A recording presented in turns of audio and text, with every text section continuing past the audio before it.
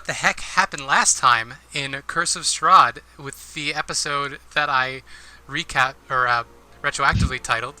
What did I retroactively title it? No, I don't remember. Sister.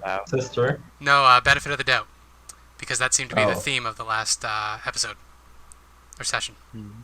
Sepisode? This episode. Eshin. Whichever. Okay. Yeah, we found a person who we, through some investigation, discovered was probably killed by will-o-wisps, and that prompted a long and philosophical discussion about actions taken in the previous few days. Diana took a pot of honey from the supplies, intending to give it to anyone really that she found that might need it. We kept traveling. We saw 3 witches. Were they? There was Yep. a witch. Yeah, it was 3 witches. Was one of them a wizard, or they all? No, just considered he was just a witches? male witch. Oh, the witch isn't A man witch, if you will. gendered. Man, Yeah, witchcraft is a craft. It's not gendered as far as I know. The female association is mainly Christian misogyny. Okay. classic. So Yeah. really, So Rory Harry flew Potter up. should have been just witches everywhere. Yeah. Or just wizards. Oh yeah, wizards. Everyone should have been wizards. Yeah, Rory flew up, got some cool trinkets. Definitely not cursed or anything. No, of course not. What, you got the dice made of people? The people dice? Yep. What A else? bard gambler who challenged Gambler. Strahd, a la challenging the devil to a fiddle duel. The glove made of human skin. Yep. And a little inkwell that, if you look at it or write with it, makes you incredibly sick. We saw the windmill that we've been warned about, decided to take a detour through the mists Yep. to try and avoid it, where we encountered someone dead. After a quick scuffle with those, we rejoined the path and then encountered a pair of druids trying to prevent us from passing. And I was very diplomatic, Yep. and Volk managed to prevent a fight, which was very helpful.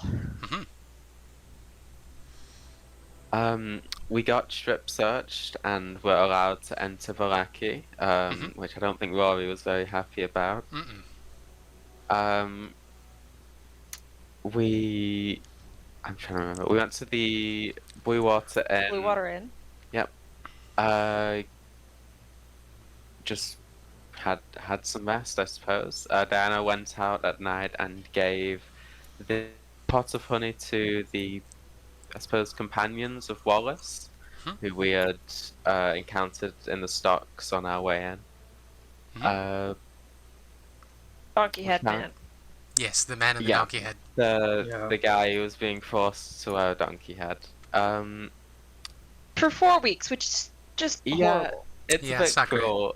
And also the fact that the Baron is consistently holding festivals that no one is into. Yep. It's- Yep. Every week. And nobody's allowed to laugh at a festival that's supposed to bring joy to the Yep.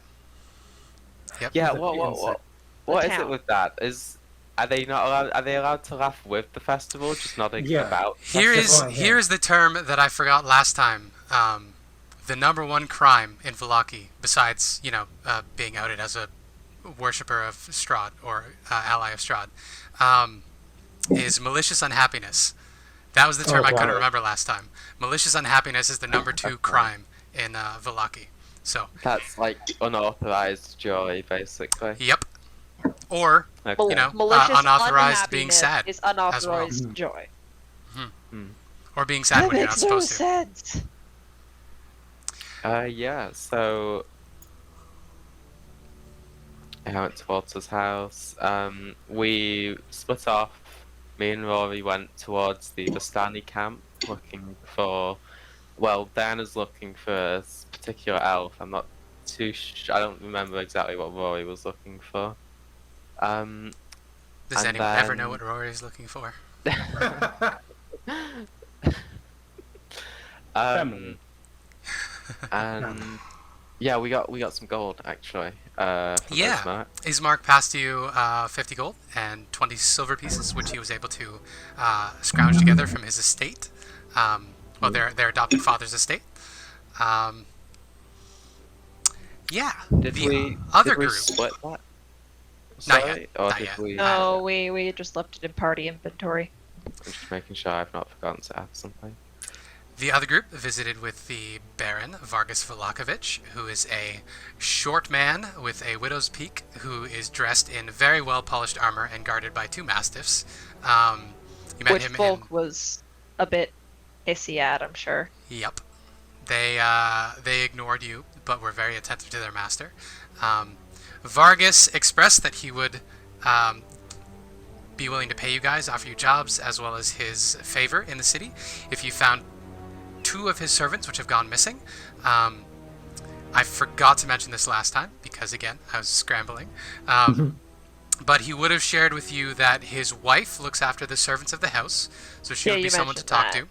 And also, Izek Strozny, his captain of the guard, is the man he has set on the task so far, but investigation is not Izek's strong suit. And the last image we saw last time was you folks getting your first look at Izek, who is this massive man with a fiendish arm, and you stumbled upon him wandering drunkenly at 8 in the morning through the hall, clutching a little doll of Rory and patting it on the head and saying that he and his sister will be together someday. Very sweet person. Very sweet man. Not creepy at all. This is My not- dear baby brother. Don't talk bad about my baby brother. Indeed, indeed. So, I will definitely not manipulate him to have someone with a demon arm that kills people for me. Oh, I would never do that. with all that being Never. said, Volk sees no problem with this plan. with all that being said, we can jump to the other party as Diana and Rory make their way out of the city. So, as you folks walk through the city to the outskirts, you can see that there are a number of citizens milling about. There's actually quite a lot of people here. I described Vallaki last time as this very oppressive place. There's buildings stacked on top of buildings, and everything looks like it's leaning forward and about to fall over. In addition, there's so many buildings in here.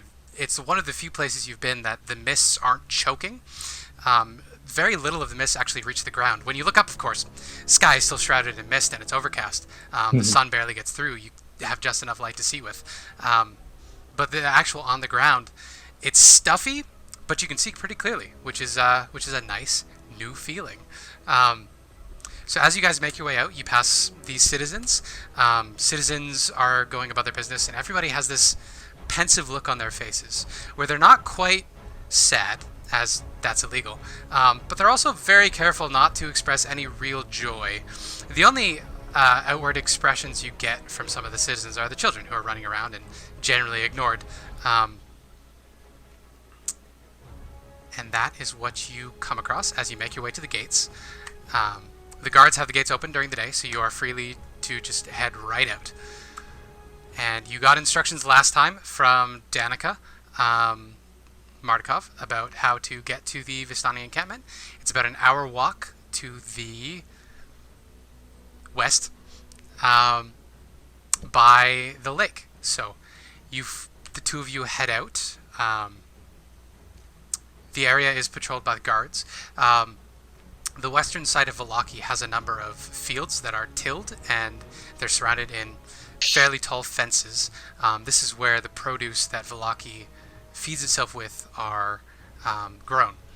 Once you get past these farm areas, you enter more into the woods again, and the path is just a dirt path. It's relatively recent, maybe a couple centuries old. And in time, let's get a perception check from the two of you. EU active perception, not my 28 passive. 16. 16? Give me a second, where's my character sheet? There. So it's hiding. 24. 24, yeah. So both of you easily see there. You as you're walking along, you are being shadowed by two figures in the trees. And it's as you notice these figures that you hear the fluttering sound of a flying creature. And out into the path in front of you flies this very small red little dragon creature. And it lands on the ground and looks up at you, and it mews pitifully,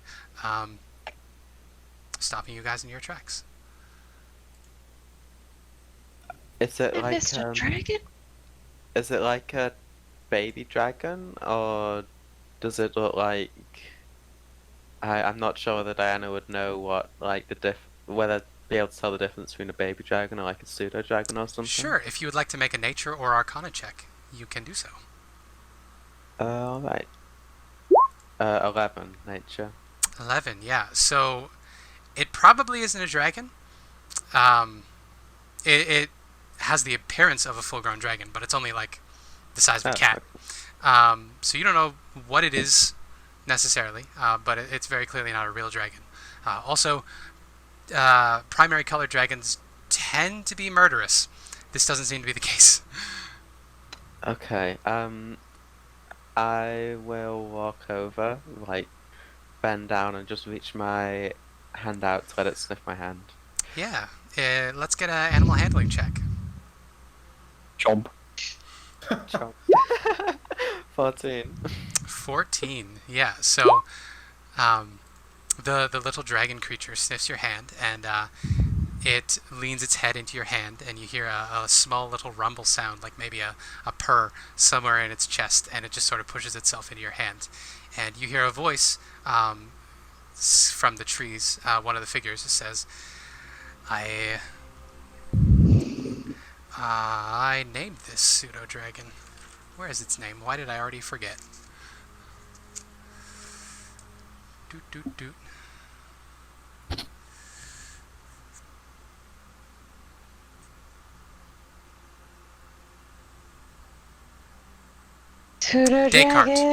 Descartes, that's its name. He says, you know, I always put the Descartes out to judge how strangers are, and I am glad that not only did you approach him non-violently, but he seems to have taken a liking to you as well. And out from the trees steps a man who is shrouded in a very large gray cloak. It's held tight against his face, and you see pale features underneath that are heavily scarred.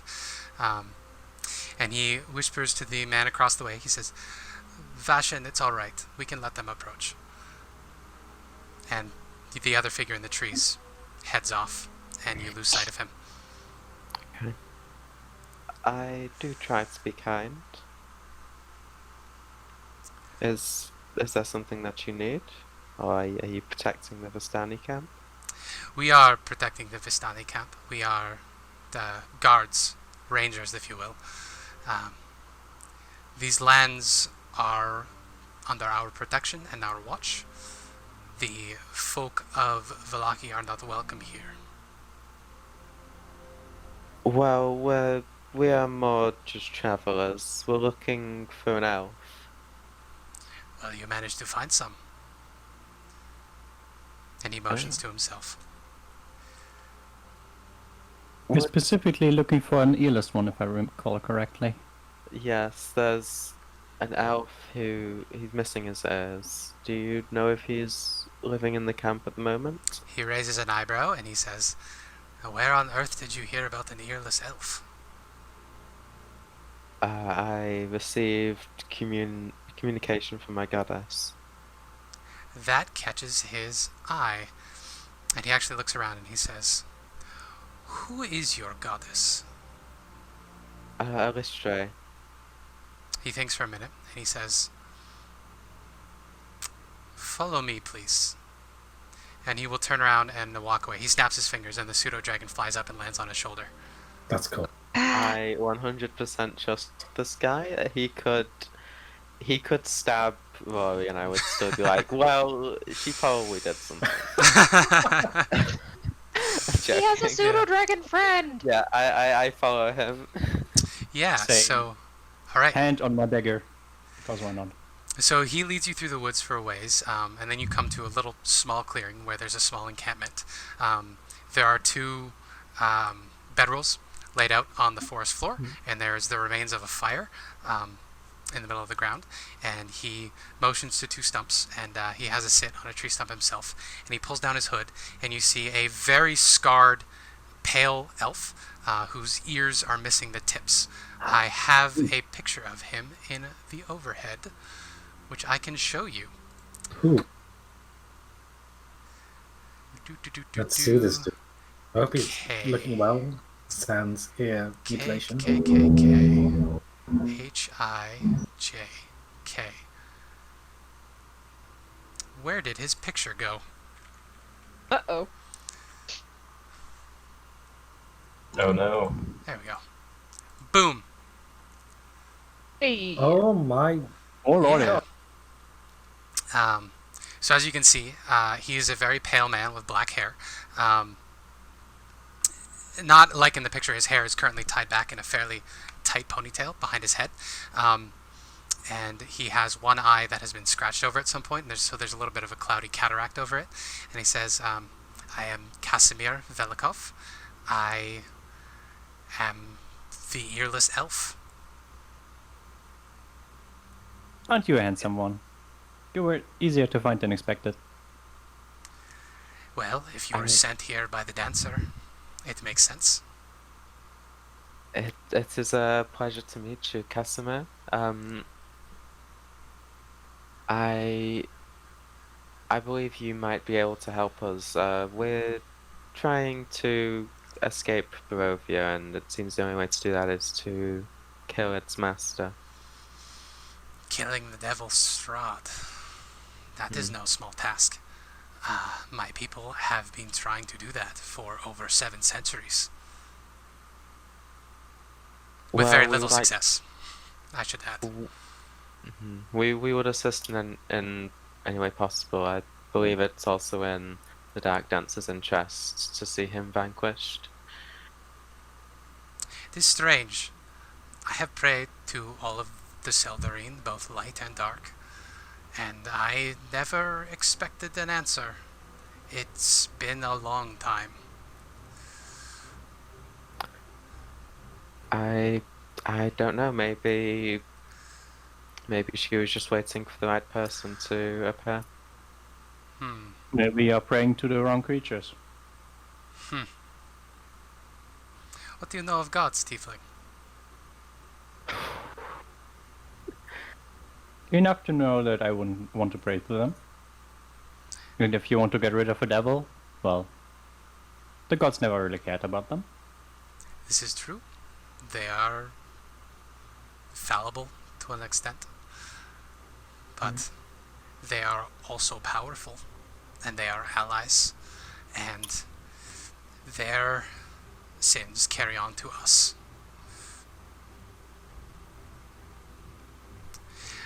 I could help you with this. I will need help, though, with my own task. There is a Vistani encampment nearby. They are a kind people, but they are not treated particularly well by the Valachians, which is why we guard the road. The daughter of the chieftain of the Valachi, not the Valachi, the Vistani, has gone missing. Arabelle. It's been 3 days. We have been out combing the woods along with the Vistani, and we have found no sign of her. Some of us fear that people from Valachi might have gotten a hold of her. Have you passed any sign of children along the way? She's a small girl, about yay big, red hair. There were children playing in the streets as we left the town, but None that fits the description. I can't say I'd paid much attention to them. This is unfortunate. Which, you said she is the daughter of the chieftain? Yes, patriarch might be a better term for him. Luvash. He's a kind man, a bit boisterous. I was actually friends with his grandfather when the Vistani first came here. Velikov. very good man. Passed away a century ago? Something like that. You know how mortals are, or humans are. They're so I do. small and age so quickly. Would if she was in the town, would she be playing in the streets? I'm sure she'd want to return to her family. Possibly. Arabelle is... She's a bit of a shit, I think is the common term. I think she would stand out in any crowd she was in. Okay, and how old did he say she was? Sorry? Well, she's 13. I believe Okay, well- 13. Such a small number. Well, anyway, if you could help us find Arabelle, it would do me... I would feel much more relieved if she was back in her father's arms. From there, I could see what I could do for you. I have been meaning to make a trip up Mount Gakis to an ancient temple, actually. It's convenient that you've arrived. I was planning on leaving after we found her. You'd like us to assist you up there? It would be ideal to have help. The Amber Temple is it's no cakewalk, as the commoners say. It's a dangerous place. Our people made the temple many millennia ago to hold vestiges of dark gods. Your people worship dark gods? No, we worship the Seldarine. We Oh. imprisoned those dark gods up there. Oh, okay. Sorry, The, my the old apologies. the old god of To secrets. basically to contain the vestiges. Is the phrase. The old Seldarine god of secrets, Osiris. He looked after the dead, the clerics there, made sure that the dead gods remained dead. No one's been up there for a very long time.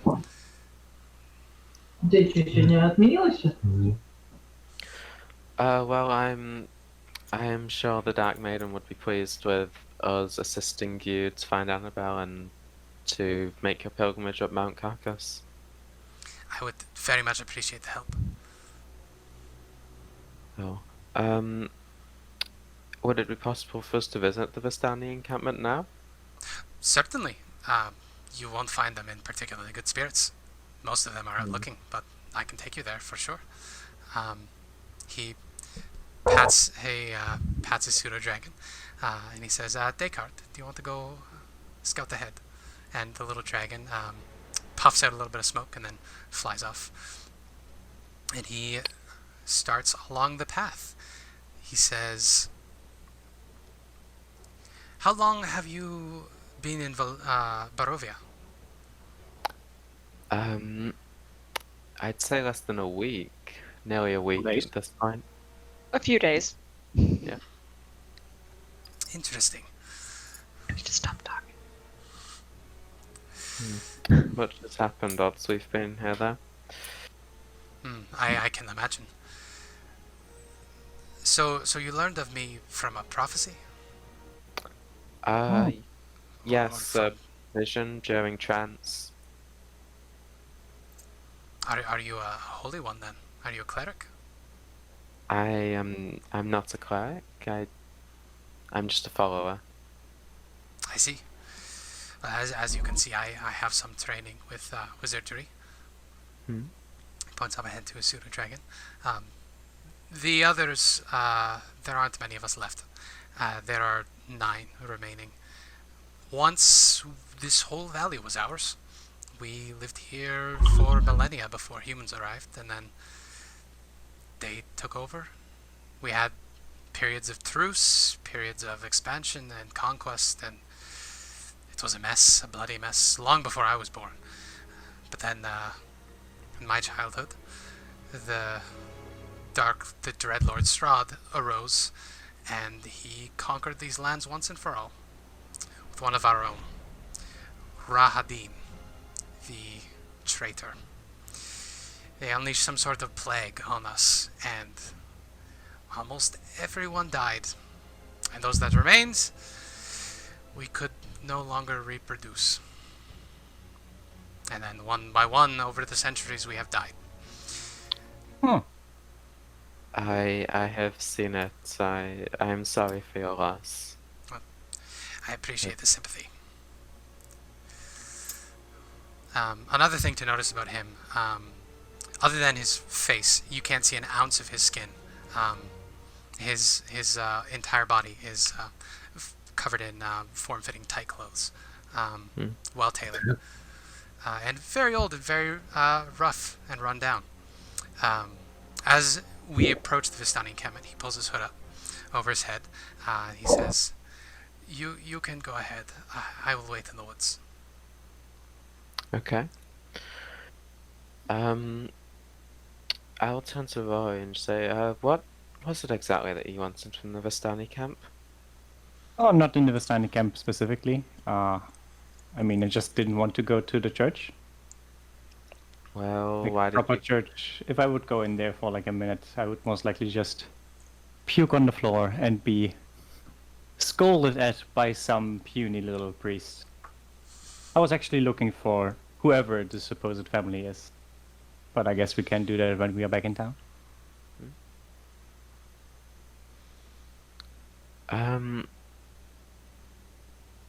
I actually don't have any money. Well, that's all right. The woods open up to a large hill that's on the right on the edge of the lake. This hill is covered in various tents, as well as standing stone pillars that are clearly of elven make, but very old, from some sort of old ruin. The tents are set up in and amongst this ruin.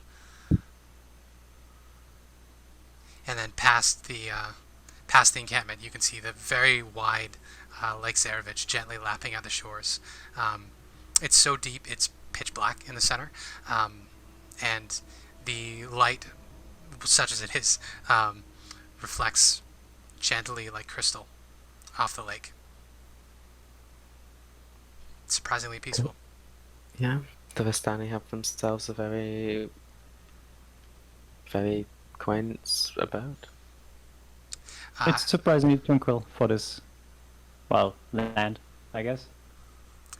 As you say that, there is a loud whistle, thump, and crack, and then you hear a shout, and a yell sounds out, and he says, "Where is she? You were supposed to be watching her!" And then you hear another very loud wind up, and then crack, and then another cry, and he says, "Alexi, you're hurting me. I told you I did not want to do this. Tell me where she is." Oh, lovely, the sound of someone getting whipped. Want to check it out? This is probably about Annabelle. We should go and see if we can intervene. Yeah, so you head forward into the encampment, and the sound is coming from the very large tent in the center of the encampment on the very tip top of the hill. And you can see all of the tent flaps are wide open, and you can see on the inside there's a young man of about 17, 18, you would guess, who is strapped down to a post, and there is a very large, muscular man behind him with a whip, and he cracks the man, and then he rolls up the whip, and then he comes down and kneels next to him, like the Invincible meme, and he says, "Alexi, where is Arabelle?" And Think, Alexi. think, Alexi. And the boy doesn't really seem to be answering. He's got his jaw set. Other than those two, there are a few other Vistani men gathered about, maybe 6 in total. One of which turns as you approach and raises his hand in greeting. This man has a goatee that comes down to a point, and long black hair that trails down his back. He says, Hold, Luvash. We have visitors." And this man approaches and he says, "Greetings. What brings you to our lovely encampment this time of day?" Well, we were looking. We were initially looking for Casimir, but he's informed us that your daughter is missing. You were looking for Casimir. We were. Strange. It's not my daughter. It's my brother's, Luvash. It's my niece. Oh, sorry. I was talking to Luvash. Ah. And you see Luvash at this point has put his whip down and he's unbuttoned his shirt a bit and he's wiping his face. And he's got blood smeared in with the sweat. The man that approached you introduces himself. He says, I am Ergol. Luvash is our patriarch, my older brother. You've caught us at something of a bad time. We're interrogating my niece's guard at the moment. You're doing it wrong. Oh? Is that so? Oh, wow. If you want information, then whipping is the wrong approach. Whipping is very good for punishment, but not for getting information out of someone who doesn't want to talk. And what if it is both? I mean, if you whip him too much, then at some point he will just not talk no matter what you do. So you should get him to talk and then punish him afterwards. You hear that, Luvash? This little tiefling is telling us how we should be interrogating people. And Luvash comes over, and you see he doesn't really seem angry anymore. He says, don't worry about it. All of us go through this time to time. It's more about sending the message. You do your job right, or you suffer. It's the way the world it's not is. about finding out where she is. It's about, okay, I see. Then I've spoken out of turn. Well, the boy could be keeping secrets, you know. According to him, he got drunk, fell asleep, and Arabelle just wandered off. You never Yes, can of tell course, with young people. sure. That doesn't make sense. And even if a guard getting drunk on duty. The boy, by the way, looks over to you guys, and he spits out some blood, and he smiles at you, and you can see he's got a cracked tooth, but he winks at the two of you, and then goes back to pretending to be destitute. Seems to enjoy it. I hate not being here. Yeah. Luvash chuckles and he says, yes, well, that's my people for you. So what can I do you for? What brings you to our beloved encampment today? Well, to be honest, I thought my companion wanted to come here. But when we heard the whips, we thought we would see what was going on. That's reasonable. You seem like decent people. We could use some help. I would be willing to reward you. We have quite the treasure trove we've amassed here. I will let you pick one item from my personal trove if you bring my daughter back to me. That would be a good incentive, wouldn't it, Rory? I mean, that sounds like a lovely offer. And we have many items. The only trick, you would not be allowed to touch it before you pick it. May we see the items? Oh, bro. You certainly can. He claps his hand, and two More of the cursed items. Vistani head out, and he walks with you guys, and he says, don't mistake my friendly demeanor. I am worried about my daughter, but you know, there's only so much we can do. If we can't find her, we can't find her. Terrible things happen sometimes in the woods, even to us. Of course, it's always important to keep up morale. You're just trying to serve your people above yourself. This is true. Us leaders, we have to have a true servant's heart. That is the secret to a good leader. You have to be willing to get down in the dirt yourself. Otherwise, you're no better than one of those stinking Barovian nobles with their silly titles, Burgermaster, and their silly fancy outfits with their frou-frou frills. Can you just say Burger Master again? Burgermaster. I love it.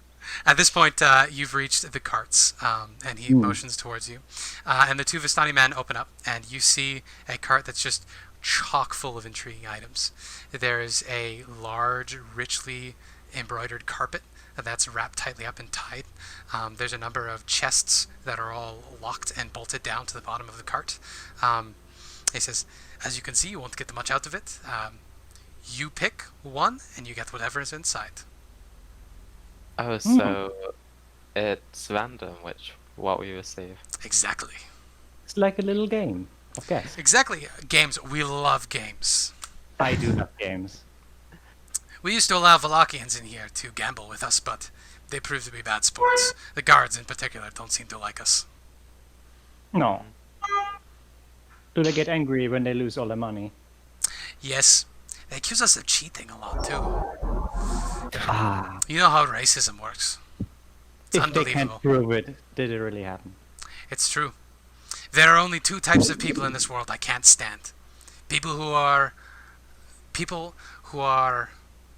What's the word? Intolerant of other people's cultures. And Barovians. I give him a hearty chuckle at that. True. Was he saying that as a joke, or did he not realize the irony? You want to roll an insight check? Yeah. Is this a only Sith deal in absolutes sort of deal? Yes, I think it is. 5. Oh, yeah, you can't tell. He has a Okay. dead serious face. But it's also... I am he's also pretty always sure- got a smirk, so it's hard to tell. What is Then his we'll reaction after I start nervously laughing at that? Yeah, he just grins at you. Yeah, Again, okay. I guess I hard could to roll read. this, but I'm pretty sure it was like semi a joke. Yeah. What'd you get? 22. 22? Yeah, it's a joke. I like you guys. I'm not a fan of the whipping, but I like this guy. Oh, it's not that big deal, trust me. And he rolls up his sleeves and you see he's covered in whip marks as well. He says, my father did the same to me, his father did the same to him. It's our way. Toughens them up, keeps the youngsters strong. Interesting. My father did the same to me back then. And you seem like a very capable individual, so I would say it worked. I would call myself capable, partly because of what happened to me in my past. Well, yes, if you would like to join the search, my people and the Dusk Elves are out looking right now. They are around the lake. If you guys are welcome in town, I would certainly appreciate you looking around in there. And he describes his daughter. She is indeed a 13-year-old girl, Vistani pallor, so she has darker skin, with red hair, alarmingly red hair. It's a very bright red. She has blue eyes, and yeah, he says, you know, she's a bit of a shit, so be prepared for that. Casimir said the same thing. He would. Any information from the guard so far? Nothing. May We I get, join in the interrogation? Be my guest. And Anything that I'm allowed to or not allowed to do? don't kill him. And don't leave Of any course. permanent damage. Scars are fine, but broken bones, we need to have him working. Yeah. Dead people usually don't talk, so... Yeah, so he leads you back to the tent. And Alexei is pretending to be asleep. I gently kick him in the ribs. You hear, "Ugh." And he looks up at you. And he rolls his eyes. What do you want? Well, the typical information. Information about what? You're a smart one, aren't you? And I kick him again. I like to think so. I'm so sorry. Can I just play a card? Yes. I am Yeah. so sorry. Fast forward, she does Yeah, go ahead. unspeakable things to him. Okay. Pulls out So fingernails what and are you stuff like looking to get? Please, you didn't have to say. Well, sorry. I mean, Luvash and Aragol are here. They will make sure that there is no permanent damage done to Alexei. Yeah. What are you looking to get out of this conversation? Where was he when the girl was potentially kidnapped or lost? And did he have any deal with the guards Okay. of the town to let them in so that they can kidnap her or something like that? So what I would like you to do, because he is tied up, and we're fast forwarding through this, I will give you advantage. You can either pick intimidation or persuasion to try to get information out of him, depending on which approach you want to use. I guess intimidation would be the right one. Yeah. Interestingly, I have a 0 in both of them. I'm usually not the one that does talk. I mean, you can also appeal to 18. his sense of honor.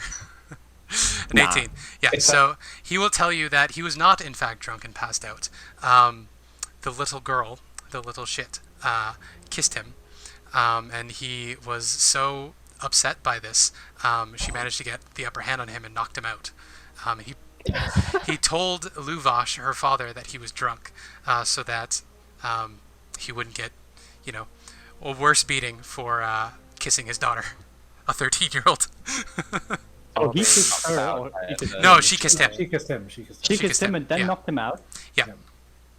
Interesting. Yeah, he also tells you that this isn't the first time she's done something like this. What a little shit. Yeah, She's she a has, little bit. every couple weeks or so, she breaks out of the encampment and goes wandering off. It's usually a couple days before she's back. But, I mean, Different. there's been more wolves around than usual, as well as werewolves. They've been more active lately. So Luvash is particularly worried. Usually the Vistani aren't harmed. But, yeah, he's a dad. He loves his daughter, even as much of a brood as he is. You know how Vistani are, favored by Strahd? Does that mean that, the Strahd's minions just... more general question. Sure. Are, the undead around here, do they all serve Strahd in some way, given that they're in his domain? And do they avoid the Vistani because of that? Would you like to ask Luvash this? Yeah, actually. I'd ask him, does Strahd's protection of you extend to protection from the monsters of Barovia? So Luvash will tell you, the undead, they are no friends of ours. They mess us up, as are the wolves and the werewolves. We aren't protected from any of Strahd's minions, and we have in the past, some of us have pissed him off, and we rightly got struck for that, but his protection only extends so far as the mists. We're able to freely come and go as we choose. Everything else, that's up to us. Keep our nose out of trouble, and no trouble will come to us, sort of a thing. Why do you decide to stay in Barovia then, if you can freely leave? This is our home. We lived here since time immemorial. We come and travel. We're the only ones who can come in and out, so it's plenty of business. Captive customers. That is slightly grim, but you are smart to take advantage of it. I certainly think so. And Barovia isn't the only land in the mists. There are plenty. I could tell you stories. Terrible places. Perhaps when we bring your daughter back to you, we could share those stories over a drink. I would love to give you hospitality. How many is your band? There are 6 of us. 7. 7. All right. Oh, with There are 5, but With the 2. sorry, Well, out when- of character, Mark. there's only 5 of us. When my daughter is I returned love to the me, company as you're well, welcome so- to come and party with us. The food I and would drink, enjoy that that. will be free. Hmm. But then any losses with gambling, that's on you. We don't owe you any Oh, of bold of you to assume that I would lose at gambling. that. Indeed. Well, the next time you see us, we will have your daughter in tow. I certainly Hopefully. hope so. Safe journeys. May you Yep, walk stay through safe. light mists. Thank you. And Um, enjoy the taking care of the guard. Yeah, as soon as you guys are on your way out, you see Luvash helps up Alexei, brushes him off and kicks him in the butt and tells him to get back to work. You guys lost sight of Aragol pretty quickly. He just sort of disappeared from the conversation. And the other Vistani weren't particularly talkative. Oh. His art is very cool. And those eyebrows give me vibes. Yeah, it's a vibe. Yeah, look at that guy. Mark. That guy's up to something at all hours of the day and night. Yeah, so That's you like guys... the kind of guy you would just go out and just drink bottles after bottles of wine with. mhm. So you guys Yeah, headed back to so- Volok at this point? Yep. Yeah. All right, then we can cut back to the other party. So you've all left the Burgomaster's study, and you were stopped in the hall by this very large 7-foot tall man who is probably 3 feet across, of solid muscle. He reeks of brimstone and alcohol, and he just looks at you with kind of a furrowed brow, and then continues on his way to his room. Is there 3 parties? No, this is you guys in the Burgomaster's mansion. Oh no, but there's 3, right? Because there's one. Yeah, one heading to the church. Then I completely missed that. I Burgomaster thought kind of. I thought we consolidated each other. Yeah, I thought you as consolidated one and we're going to go to group. the church afterwards. If that is not the case, I apologize, and we can jump to the church group instead. Yeah. Was. Yeah, no, I think we didn't consolidate. I don't think. I that's was the with Ireena and whoever else was with Ireena Okay. going to the church. thing. I'm with I was- Ireena as well. I was going with this. Okay, because Ireena That's- was with Ismark. Oh, okay. So I guess we did consolidate then. Okay. Did I'm consolidate, sorry. yeah. Miscommunication on my part, probably. And I Yeah. think I'm on Ireena's shoulders. Yeah, that checks out. She reaches up and occasionally absent-mindedly pets you, if you will allow it. Yep. If nobody stops Izek to talk to him, Ireena just watches him go and she says, "That's the man the Burgomaster set to find his missing servants? Doesn't seem like a very investigative sort." And Ismark Telepathically to whoever just said that. Well, he did mention that his lead investigator wasn't much of an investigator, so. Ireena nods, and then she looks at you and she said, "Did you just speak? Of course. That's new." It's old, I just couldn't do it until now for some reason. Well, in that case, do we want to investigate these missing servants, or do we want to head to the church? I look at Ireena. Ireena will Who? say, "Well, I'm certainly happy to head to the church. Ismark?" Ismark shrugs and he says, "Investigation isn't really my forte either." Neither is it mine. Neither is Perhaps mine. we should wait for Rory. I know she's particularly skilled in that kind of a How unfortunate. venture.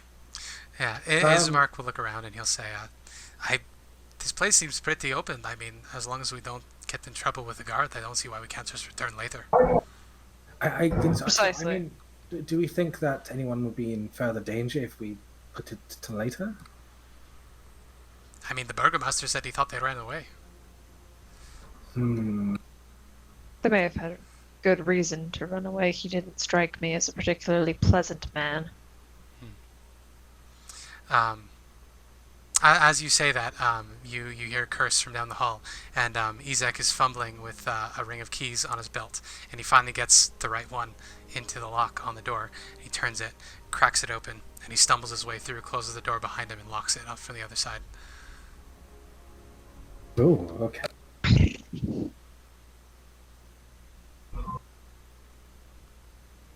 To the church, then? To the Yeah. church. To the church then. All right. So you guys can make your way through the city. Same description as before. Not much has changed. You come across the Church of Saint Andrel. You can stop and ask for directions on the way. The church is one of the few buildings in this city that seems pretty okay. It doesn't seem particularly disgusted with itself. I can put up a picture of it. Boop. Just the very idea of a building being disgusted with itself just makes me giggle. Disgusting, a church. Yeah. So St. Oh, Andrew's God. Church is a pretty old construction. It's one of the few constructions in the city that you've seen that isn't brick and wood. It's actually made out of white stone, and it looks older than everything else. As you approach, you can see that there are statues of angels of various types all over the place, as well as the holy symbol of the Morning Lord, above the chapel door. And behind the chapel, there is a very large building that says St. Andrew's Orphanage on it. And, of course, there is a cemetery, as there is with all old churches.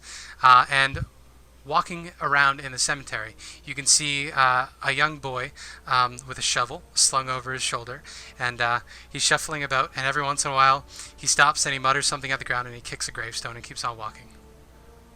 Can I read his lips from this distance? Yeah, make a I was going to say observation check. That's not right. Make a perception check. Nope. Nope. Can't tell. Can't read lips, unfortunately. Yes. Yeah. Oh, this is nice. What did you want to do here, Ireena, again? Ireena says, I was just interested in talking to the priest and seeing what the faith community is like here. I would be interested in furthering my studies. And she taps on the symbol on her chest. She says, I was beginning to study priestly ways under Tonovich before the whole Strahd attacking thing happened. Yeah, so if you guys don't want to talk to the kid, you can head into the church. You can see inside of the church there are rows of pews. They're all in good condition. Nothing is smashed. And there is an old lady sitting and praying in one of the pews. And up at the front of the church there is an old man who is fiddling about with sticks of incense on the altar. And every once in a while he stops and looks around. And you hear him say, "Blast it, where is that boy?" You okay? "Oh, Sir? visitors." There's a boy in the graveyard. A voice speaks in his head. He looks around, very confused. Kitty! "Did you hear a voice just now?" No, I didn't hear anything. I did not hear anything as well. Ireena will ruffle Volk's face and she'll say, "The cat is psychic." And the priest just does a double take and he says, "All right." What do you do? Sure. I'm loving how weird everyone is. I find Volk. Yeah. Is Volk it- is in their element, being weird. Yeah, he gives a brief description of the boy, and you guys can confirm that it is indeed the boy wandering about the graveyard. He rolls his eyes. Sorry. Yes. Oh yeah, he's out there in the graveyard kicking graves. He rolls his eyes and he says, yes, always mimicking his brother. Hello, I am Father Lucian Petrovich, father of this church. How can I help you this fine day?" At which point, Ireena will introduce herself, and we have another NPC conversation. The dread of DMs everywhere. We can just skip over the conversation. Yeah, if you so like. we'll fast forward a bit. Ireena says that she was interested in studying the Morning Lord. In particular, she was interested in the text, The Light of the New Dawn, and she was studying the ways of the ancient orders of Morning Lord that don't exist anymore. Father Lucian says he's heard of these things, but he would have to visit his library in the orphanage. He says in particular, I'm looking for help. Actually, if you're new in town and looking for something to do, I don't have much to offer. The alms go to the poor of the city, but you would have the blessing of the Morning Lord. He clasps his hand in front of him. Disgusting. Father Lucian, by the way, is a cheerful old man. He's bald. Yeah. Cool. He's in black vestments, and he has nice clear blue eyes. And hanging around his neck is the sun symbol of the Morning Lord. He says, "Since you are so interested in the Morning Lord, perhaps I could tell you a thing or two. This land, this church, is consecrated ground. Saint Andro, the namesake of this church, came here long ago, long before the devil took over Barovia. He blessed this land and fought many fiends off, and his remains were buried here beneath the church. I see. And you must be sure not to tell anyone this. I am willing to trust you because you have a a clerically interested person in your group. His remains were stolen Right. 3 Oops. days ago. Unfortunate. Oh, 3 years ago as well. The church is not currently holy ground, which is a problem. This is the last bastion should the devil himself return. Morning Lord forbid it. And I, frankly, am at the end of my rope.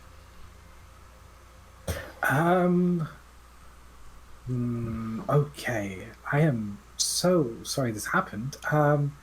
I look at the party and says, I think this is something we should do immediately. Well, I would certainly appreciate it. How does one locate a missing skeleton? The man Who would kill a skeleton? furrows his brow and rubs his head. He says, that is so strange.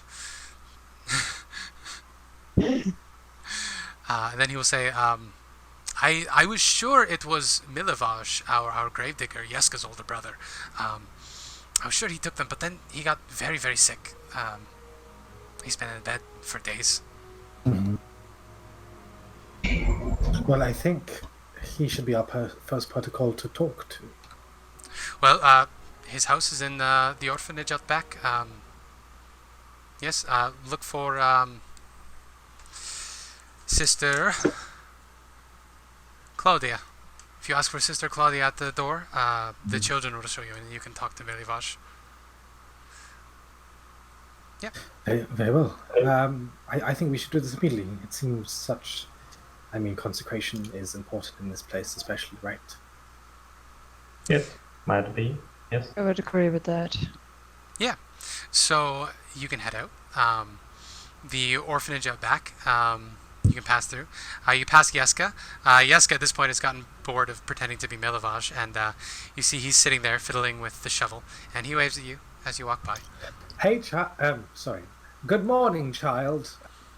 How are you today? Hello, strange demon armor man. We always forget about that.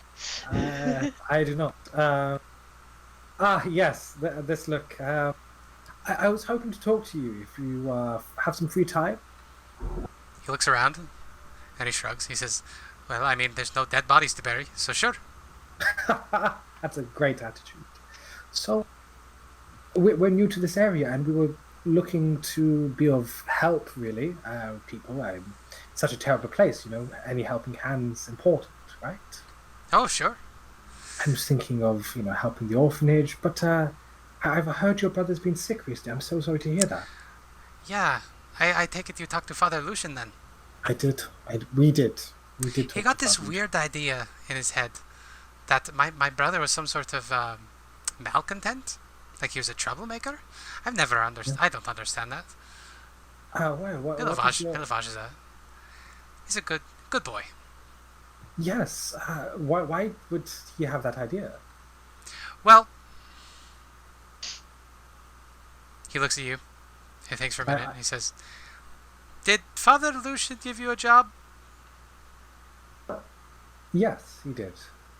Is it related to anything in particular about the church? Yes, it is. Could you tell me what it is he told you, so I don't accidentally say something I'm not supposed to?" He told me a lot of things, and the thing you're thinking of, he definitely probably did tell me. Something is missing. But I can't say... He hears a voice in his head. What is this? It's me, of course. So, A talking kitty cat. did he say out loud, what is this? Yeah, he rubs his head. What is this? Sorry. Well, yeah, because I don't hear people speaking in their head. I just can speak in other people's heads. Sorry, cat is psychic. Hello, kitty cat. Hello. Well, I enjoy scratches behind the ear. well, yeah. He thought that my brother stole the bones for some reason. Oh, he did? Yeah, I don't know. You did mention that. Well, my brother isn't. My brother is a very good boy, but he's not a very happy boy. I don't think Really, well, he frowns what's all the been time. He does? What's been troubling him, do you know? He's worried. About There's been wolves around. They say they say the Dread Lord has been seen Yes. flying about on his fire horse, and my brother is afraid that they're going to come for us. And my brother's very worried about me and all of our other siblings in the orphanage. He thinks that the church can't protect us. Well, I'll look him in the eyes and says, well, even if the church can protect you, there's another older brother in town now, and I'll kind of flex my arm. I'm sure Milovaj had your interests at heart. While I'm here, I promise none of you will come to harm. Well, that might be a problem. We actually just lost one of us. Why, what happened? He fell. Fell from? Oh, here. Why don't I just show you? And the little boy stands up. He leaves the shovel on the ground, Yeah. and he walks around to the orphanage with you guys. And he says, "Here is home. Milovaj and I came here when we were little." He opens the doors, and inside you can see that there are 2 floors. The bottom floor, you can very clearly see that there is a schoolroom and a library and a lunchroom. And then upstairs there are a bunch of dormitories. And one of the balconies on the second floor is broken. And you can see that clearly something fell down from the upper floor. And he points and he says, Cedric fell last night and then passed away. I am so sorry. That must be hard for you to deal with, considering you must bury him. Oh yeah, my brother, he isn't up to digging right now. He got sick 2 nights ago, very bad, like some sort of flu. I don't know. Well, if I know a thing about disease, I'm quite good at healing, giving a helping hand. I'm sorry Cedric died, but I promise that while I'm here, I'll do my best to prevent anything further bad from happening. Well, sure. I really appreciate that. Do you want to talk to Sister Claudia? Is Sister Claudia part of the church? Or your sister? No, she's the sister is what they're called. She's a nun. She runs the orphanage. I would like to talk to her. Yes, I would also like to talk to your brother. Was it Milovaj? Milivaj. Milivaj. Milivoj. Okay, Milivaj. I'd like to talk to your brother if that's okay as well at some point. We can see if he's awake, but we should probably talk to Sister Claudia first. I mean, you seem like nice folks, but I probably shouldn't bring strangers in.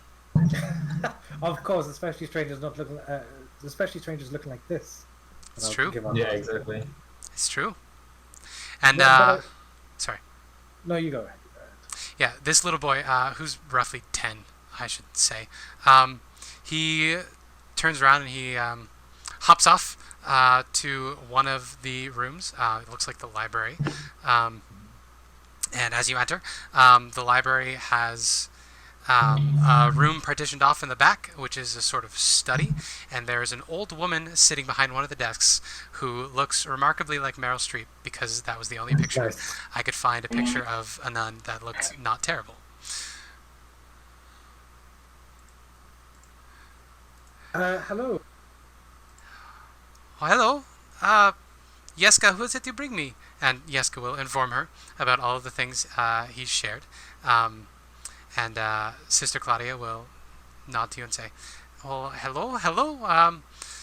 Come in. I would certainly appreciate the help. If you're from Father Lucian, we actually we had a child pass away recently. Milovaj isn't really up to speaking to anyone right now. Do you have any experience with investigations?" I do, but I'm sorry that the child isn't up to speaking, but if possible, I would be able to be of help. And, I've helped with sicknesses in the past as well. Her eyes go wide and she says, "Are you a healer?" I am a healer, yes. We haven't had any sort of healers in Vallaki for a long time, not since the abbot came to visit, almost a century ago. I am not the most proficient healer. I've recently come to grips with this ability through a very traumatic event, but I will do my best if you would allow me to get audience with the young child, if that's okay. I know something about healing too. So many healers. And if there's any other children who are currently sick right now, then I'm sure I could do my best to help. Well, there is one other child. Actually, I'm afraid that the other child is responsible for Cedric's death. Ah, I see. And she will open the drawer in front of her, and she will place a book on the table. And on top of the book is a locket, a silver locket that has been sprung open, and there is some writing in Celestial on the inside. Do any of you speak Celestial? I'll tell you right now. Don't remember. I don't know. I speak Common and Goblin. That's about it. No, I speak Elvish, Sylvan, and Undercommon, but not Celestial. Okay. Well, Ireena does not speak Celestial either. So, she says, this locket was found on Claudia. On Cedric. Cedric, thank you. Yeah. This locket was found on Cedric. He fell. And he was getting in altercations with this other boy, Felix. Felix has been acting out very poorly lately, and I've found some very disturbing drawings in his schoolwork. And Felix has been misbehaving.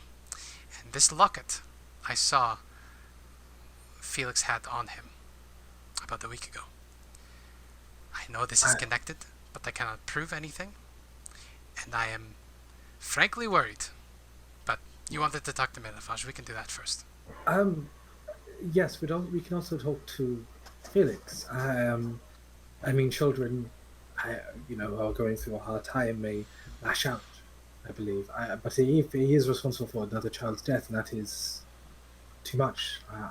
I'm good with talking to people, especially children. So This is very good. This is very good.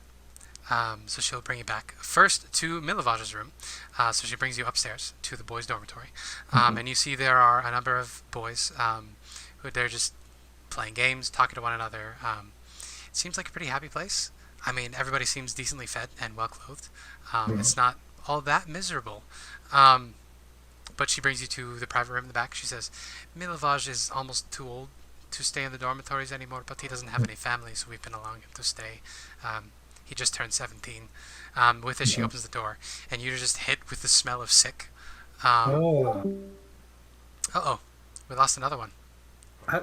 No. Wait, who? That was Rhythm. Riley is No. still gone. Oh. I'll walk up to Milavage and I'll say, Yeah, Milavage, can you hear me? The boy, by the way, 17-year-old boy, is laying down on the bed. He's got a blanket pulled up tight around his face, and he's just white as a sheet. Oh, no. And as you approach, you can hear his ragged breathing, and there's a chamber pot next to the bed that's filled with sick. Oh. Is it like a physical sickness? Does it look like he's he's sweating? He's got the. It looks like a fever. He's Right. he's very pale. You can see he's shaking. His breath is shuddery. Yeah, he's clearly been throwing up as well. From what Ileena has maybe studied, she was studying, can I maybe try to recognize what it is? Yeah, so you can make a medicine check Yeah, if do you it. would like. Sure, I'll make one. I know what one is. It's bad. Yes, it is. Well, it's 4. 8. 8. All right. So it is not a sickness you recognize. Beyond just being like a general flu, you can tell that much just by looking. Mm-hmm. Yeah. You're back. I texted you. Oh, You lost With an internet. Jeez. explanation. I'm sorry. Disaster. It's okay. My phone never makes any sounds. Every now and then it happens where the house internet just stops for a couple minutes. Okay. What was the last thing you heard? I think we were still talking to the kid. Hmm. About how... But I So, don't remember. yeah. It's fine, I'll just watch the recording later. Okay, Well, fair enough. pretty much we talked to the kid, then we talked to the nun. She said that there was the one of the kids is responsible for the death of Of the whoever died? yeah, exactly.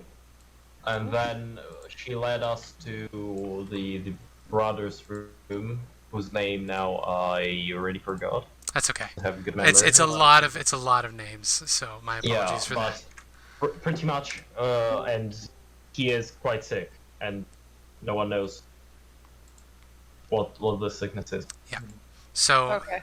there is the older brother Milivaj, who is 17, who Father Lucian suspects stole the bones of the saint. No, yeah. His one of his orphan siblings was probably killed by being pushed off the second floor balcony, and clutched in his hand was a locket, which was seen on hanging around the neck of a different boy about a week ago.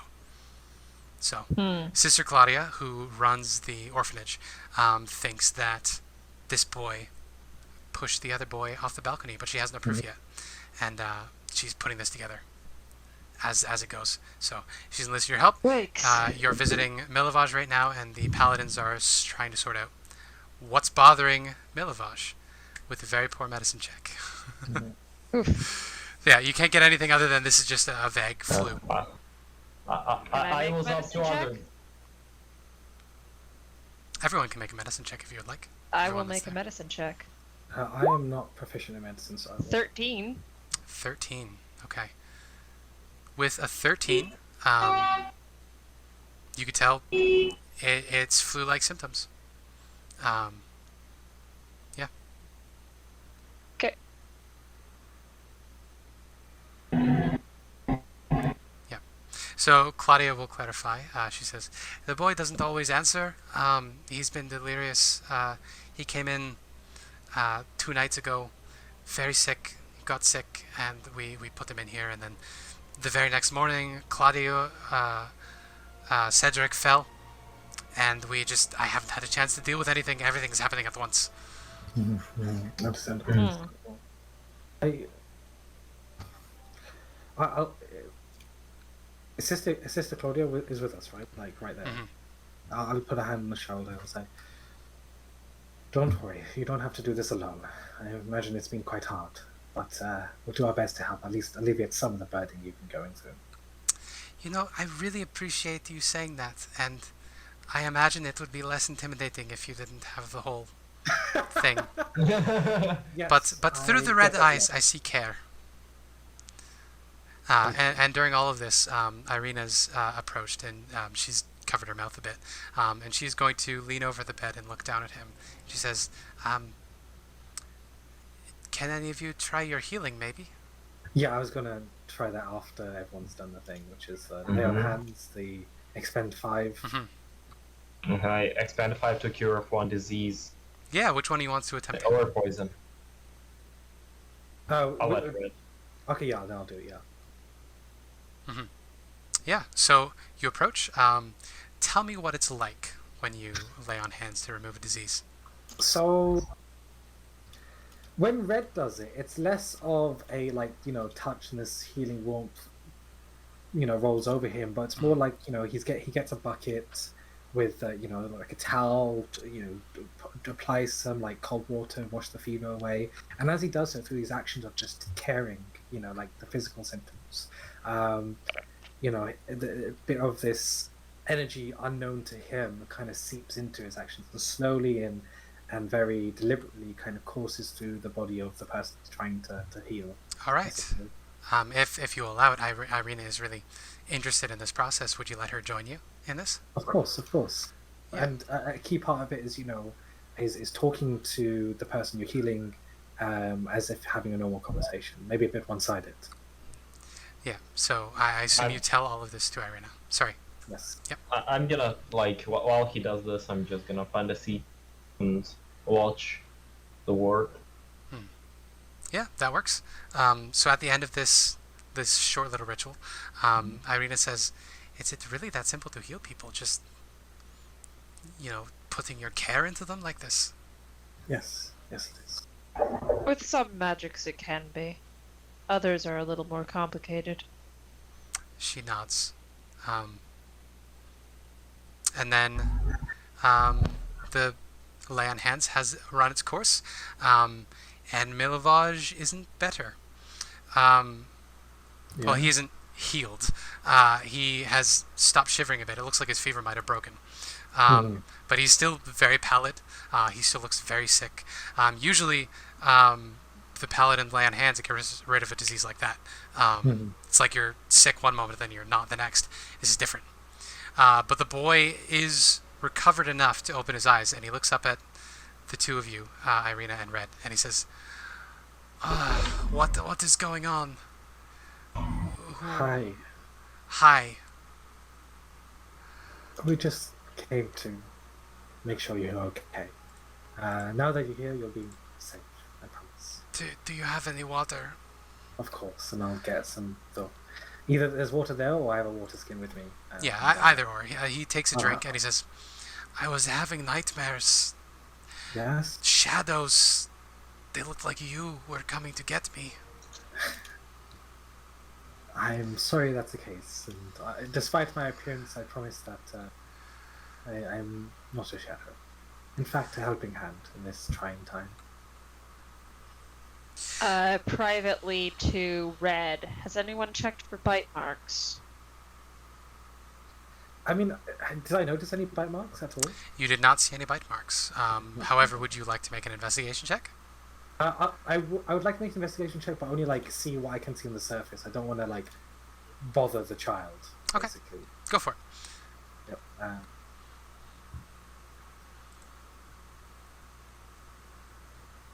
18. That's pretty freaking good. So there's no bite marks on him, but you do notice an odd thing as you're leaning over him, glancing over him. You see there are scratch marks on the underside of his headboard, of his bed.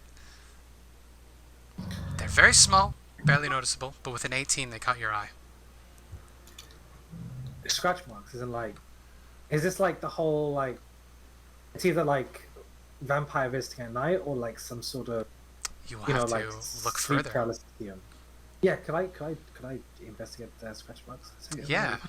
What are these? You don't need to roll for this. As soon as you get down to roughly where Milovaj's head is and look up, you can actually see them. There are words scratched into the underside of the headboard. What are the languages you speak again? Just common and goblin. Okay. It's not a language you recognize, but it is in common characters. Maybe I can try? Yeah, what are the languages you speak? I know Common, Elvish, Sylvan, and Undercommon. Okay, it is not any of those languages either. And Milovaj sort of looks up and he says, "Where the fuck did that come from?"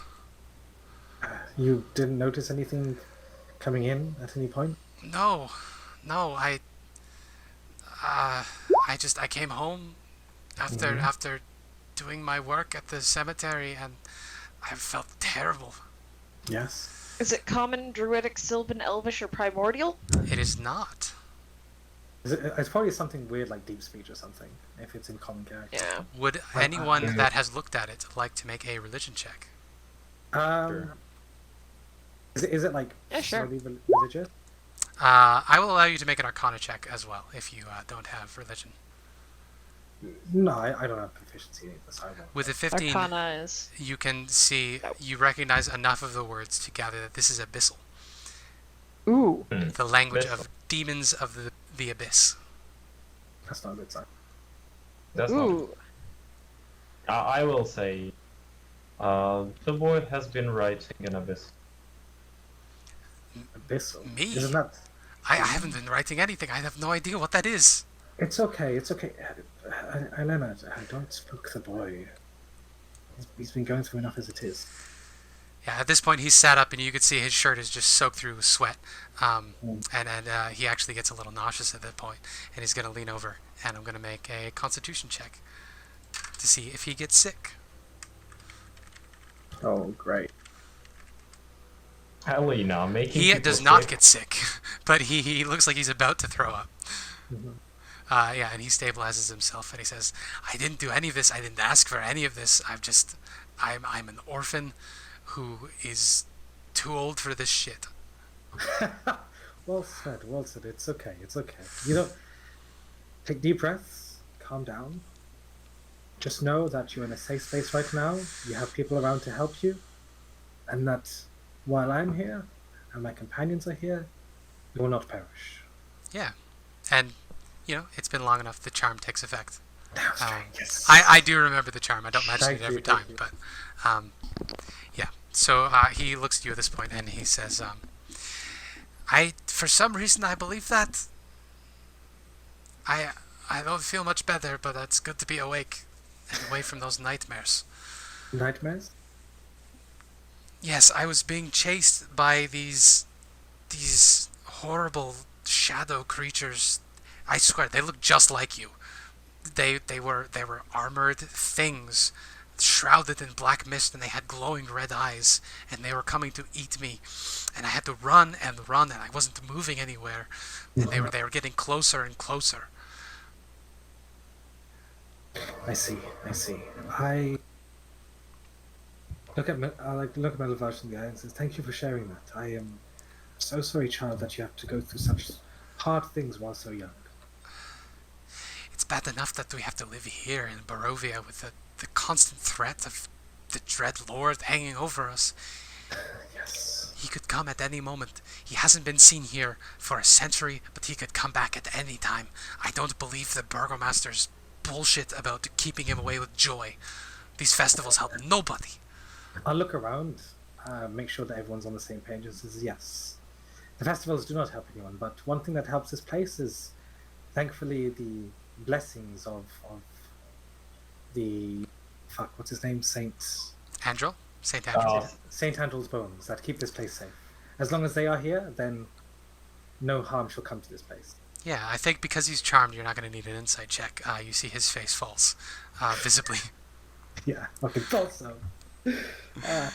And he Is says, there anything wrong, child? What have you done to the bones?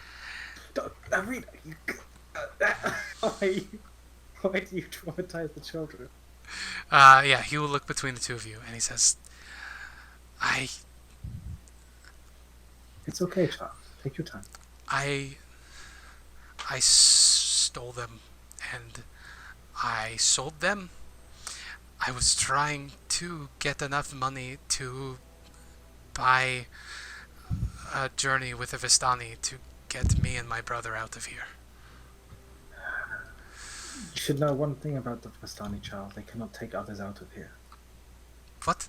They are known. It is known they can walk the mists. They're servants of the Dread Lord, but they're greedy, and you can pay them off. Only the Vistani can go through the The mist. problem is, yes, they can traverse the mist. They. None else, though. He sinks back into his bed and he puts his hand on his forehead and he says, "I've made a terrible mistake then." It's okay, child. It's okay. Breathe. Who did you sell the bones? I didn't see their face. They were wearing a hood. They were a man. Yes. They were taller than me, slight build. They had a bit of a beard. They came to me when I was in the town square. I was getting a snack, and he stopped me and he said, if I got the bones from the church, he would give me enough money to get me and my brother out of here. Did he? Well, he gave me money, but as soon as I got back home, I felt terribly ill. I am sorry this happened to you, child. Well, You don't think... I never believed in the Morning Lord, but you don't think I got sick because I took the bones, do you? Am I cursed? I'll kind of put a hand on his very probably wet head at this point and be like, no, child, you are not cursed. I will do my best to help. You stay here and rest, okay? Any other details about this man with the beard that you spoke to? Did he? What sort of voice did he have? He was Anything about his hands? Did you see he his was hands? wearing a ring. It A ring. it was a silver ring with a W on it. Silver ring with a W. I don't remember. Hmm. Oh, there's no notes. I'm just gonna. There's no notes. There's quest notes. Oh, I'm sorry. I've been putting stuff in there. I can add one to Discord if you'd like. There's quest log. I've been putting notes in quest log. I'll put some notes in quest log, but yeah. I can add one to the Discord channel as well. That'd be great. Thank you. Yeah, that could be great. What Yeah. type of ring was Also, it? Yep. What type of ring was it? Go ahead, Hibiki. Hmm? Go ahead. I didn't hear you. I don't know. Matt was asking what type of ring was it. I don't know if you were asking that in on or out of character. Oh, sorry about that. It was a silver signet ring, with a W on it. The thing that I was gonna say is that when the child asked if he's been cursed, Ireena was going to answer it, but then at last decides to abstain from. Do you want to make a Or- religion check to see what the vibe is on this? I'll give you advantage since you know that there's abyssal involved. Sure, I'll make. My religion is bad, but If you're proficient, you're proficient. Yep, no idea. faith. It stands to reason that if there is some sort of demonic language involved, it's probably some sort of religious thing. But other than that, you have nothing specific. Okay. Yeah. For now, I'll do nothing, All right. as I do not know what to do. Yeah. Ireena at this point will point to the headboard and she'll say, "Maybe we shouldn't leave him sleeping in this bed." I think that's a good idea. Is there another place that he can stay, Sister Claudia? Yeah. So she has had a handkerchief above her mouth this whole time, and she lowers it and she says, yes, he can go back to the boys' dormitory. We get the flu every year. I'm sure they wouldn't be too worried about the sick. I don't think he should be around us for the time. Oh, yes, of course, that makes sense. Yeah, put him in some kind of isolation. Isolation. For the time. Isolation, for sure. And she will help Milovaj up, and she will lead him out of the room. And she will look pitiably at the boy, but you can see that she is not happy with the revelation that he's the one that took the bones. Oh my. You hear her say as she leaves the room with him, "You foolish, foolish boy. You should have trusted us. You should have trusted us." Sister Claudia, do not be too harsh on him. He's still but a child. All right, well, let's go. And so she'll lead him away to put him in isolation. Yaska, by the way, did not come with you into the room. He did not want to see his sick brother. He went back to doing whatever it is he does during the day.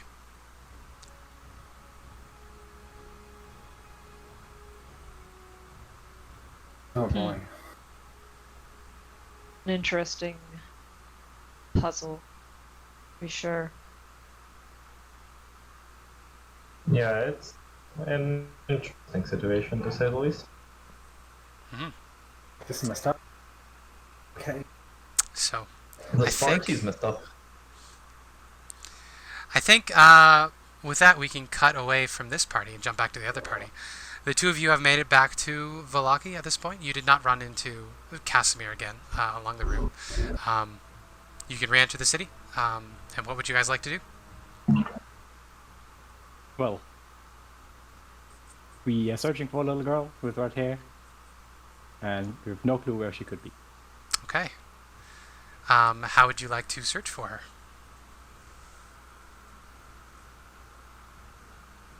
Could I fly over the city and see if I can find like red-haired children running around? All right. Do you want to fly stealthily over the city? No. All right. Yeah, so once you're inside of the city, you can stretch your wings and begin to fly up. It's not too long before you hear shouts from down below. And let's see.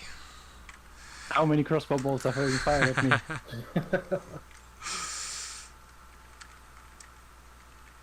I don't know how I can really be stealthy when I'm just literally flying over the city. Yeah. Except for flying very high, and that would mean I wouldn't see shit. So that's a 6. So that's not going to hit. That's not going to hit. Is 14 hit? AC So- 16. 4 shots, none of them managed to hit you. But you could see that there is a group of 5 guards who've stopped their patrol, and they're pointing at you, and you can hear them saying, "Devil! A devil!" And they've got their crossbows aimed at you.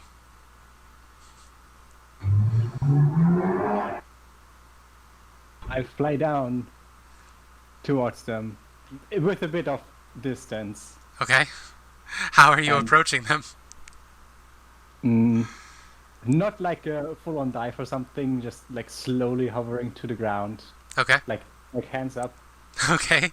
I'm not a devil, and I don't mean your harm. Why don't you give me a... Sorry. I properly went through the gates. People know I'm here. I've been searched for bite marks and all the kinds. Okay. Why don't you make a performance check or a persuasion check, your choice, whichever one you're better at. Oh, this is 0.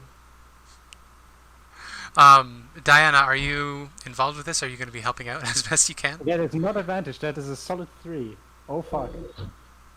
Mm. Wait, sorry, yeah? Astora, are you here? Oh no. Store's dead. Astora died! Oh no. Our resident good drow. The only good Oh, line yeah, character in the oh, party. Sorry, wait. I Oh, just there got you back and had to step away for a sec. Hey, sorry about that. So Rory decided to fly over and do a survey of the town, and immediately got shot at by guards. So what I was wondering is, are you involved with this, and are you going to try to help defuse the situation? Yeah, I'll try and find the guards that are shooting at her. Yeah, so Rory flew down, has her hands up, and is telling the cops not to shoot. I am So- unarmed. Yeah, it turns out well. So if Diana is there to help, I will let you use the advantage off of that roll. So a 14, which is reasonable. The guards approach and they say, "When did you get into the city?"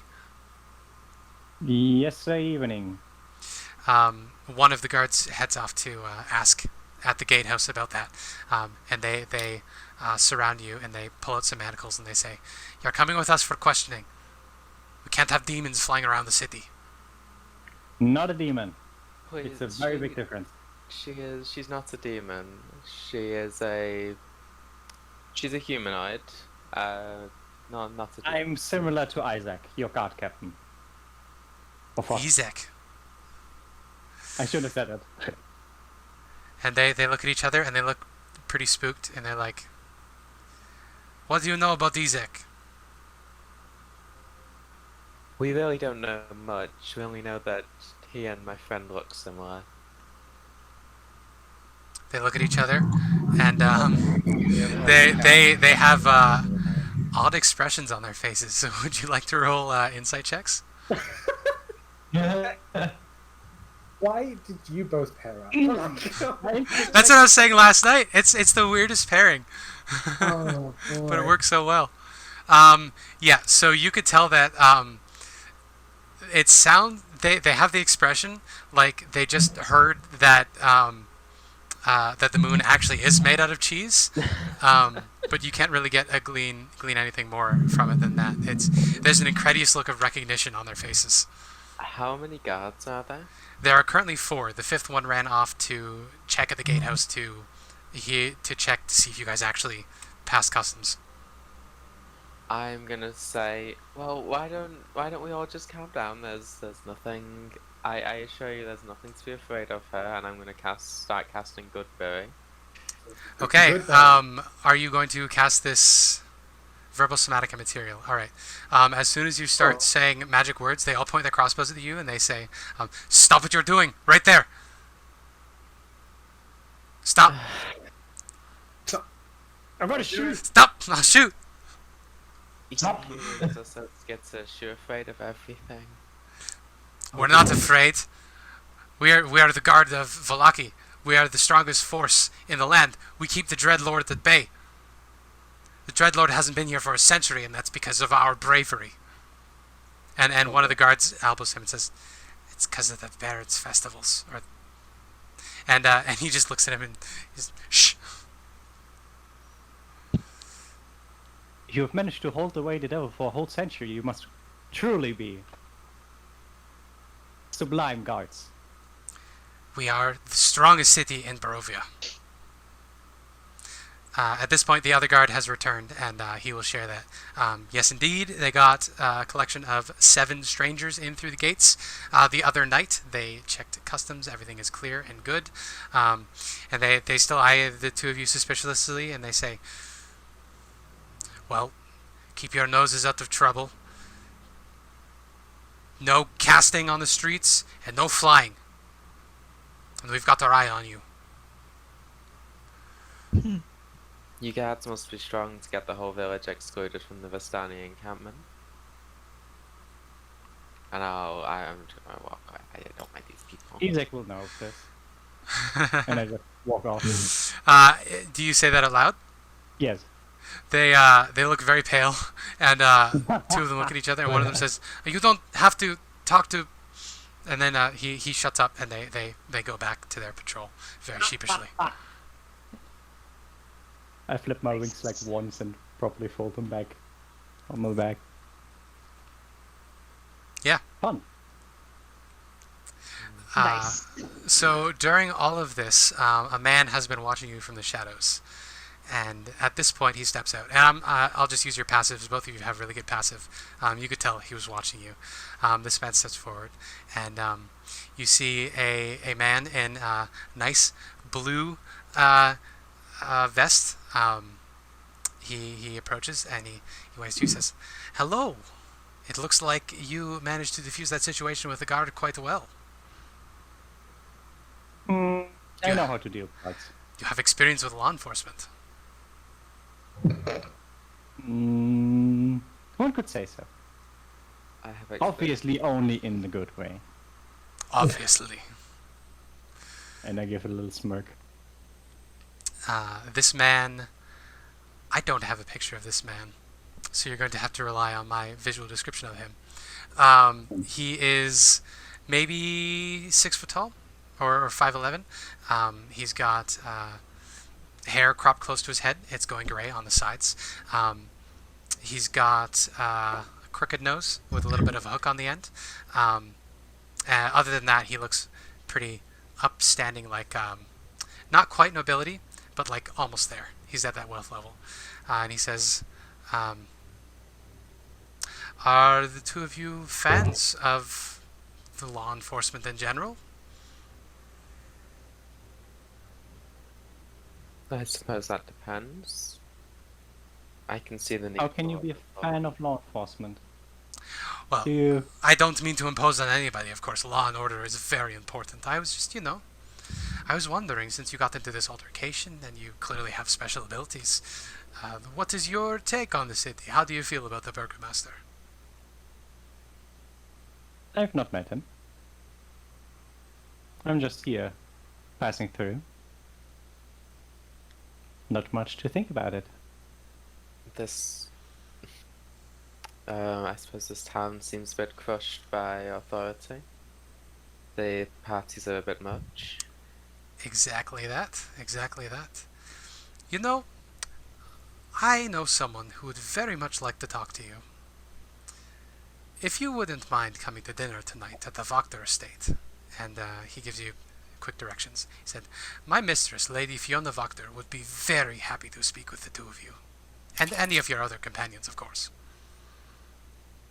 Is this the woman we heard about who is like one of the one people who can make fun of the...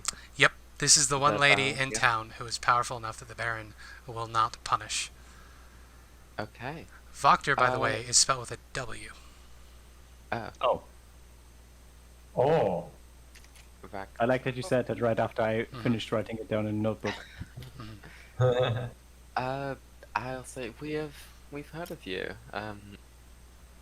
It would be a pleasure. No doubt, my mistress has great plans for the city. Great plans. I bet she does.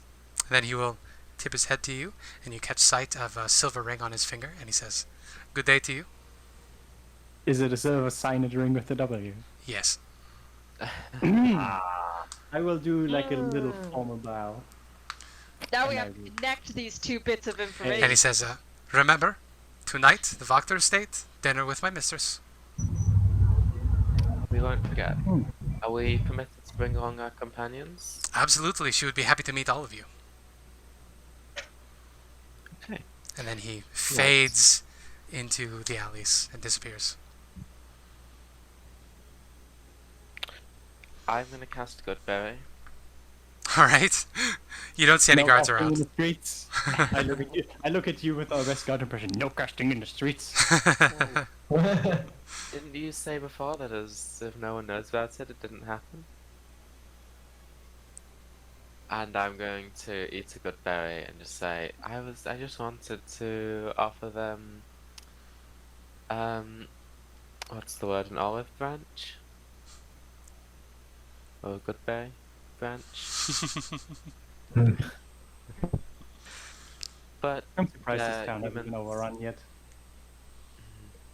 Incompetent fools. Anyway, shall we search for the little missy? And maybe find the others again. They might still be at the church, actually. yeah, we can always begin our search at the church.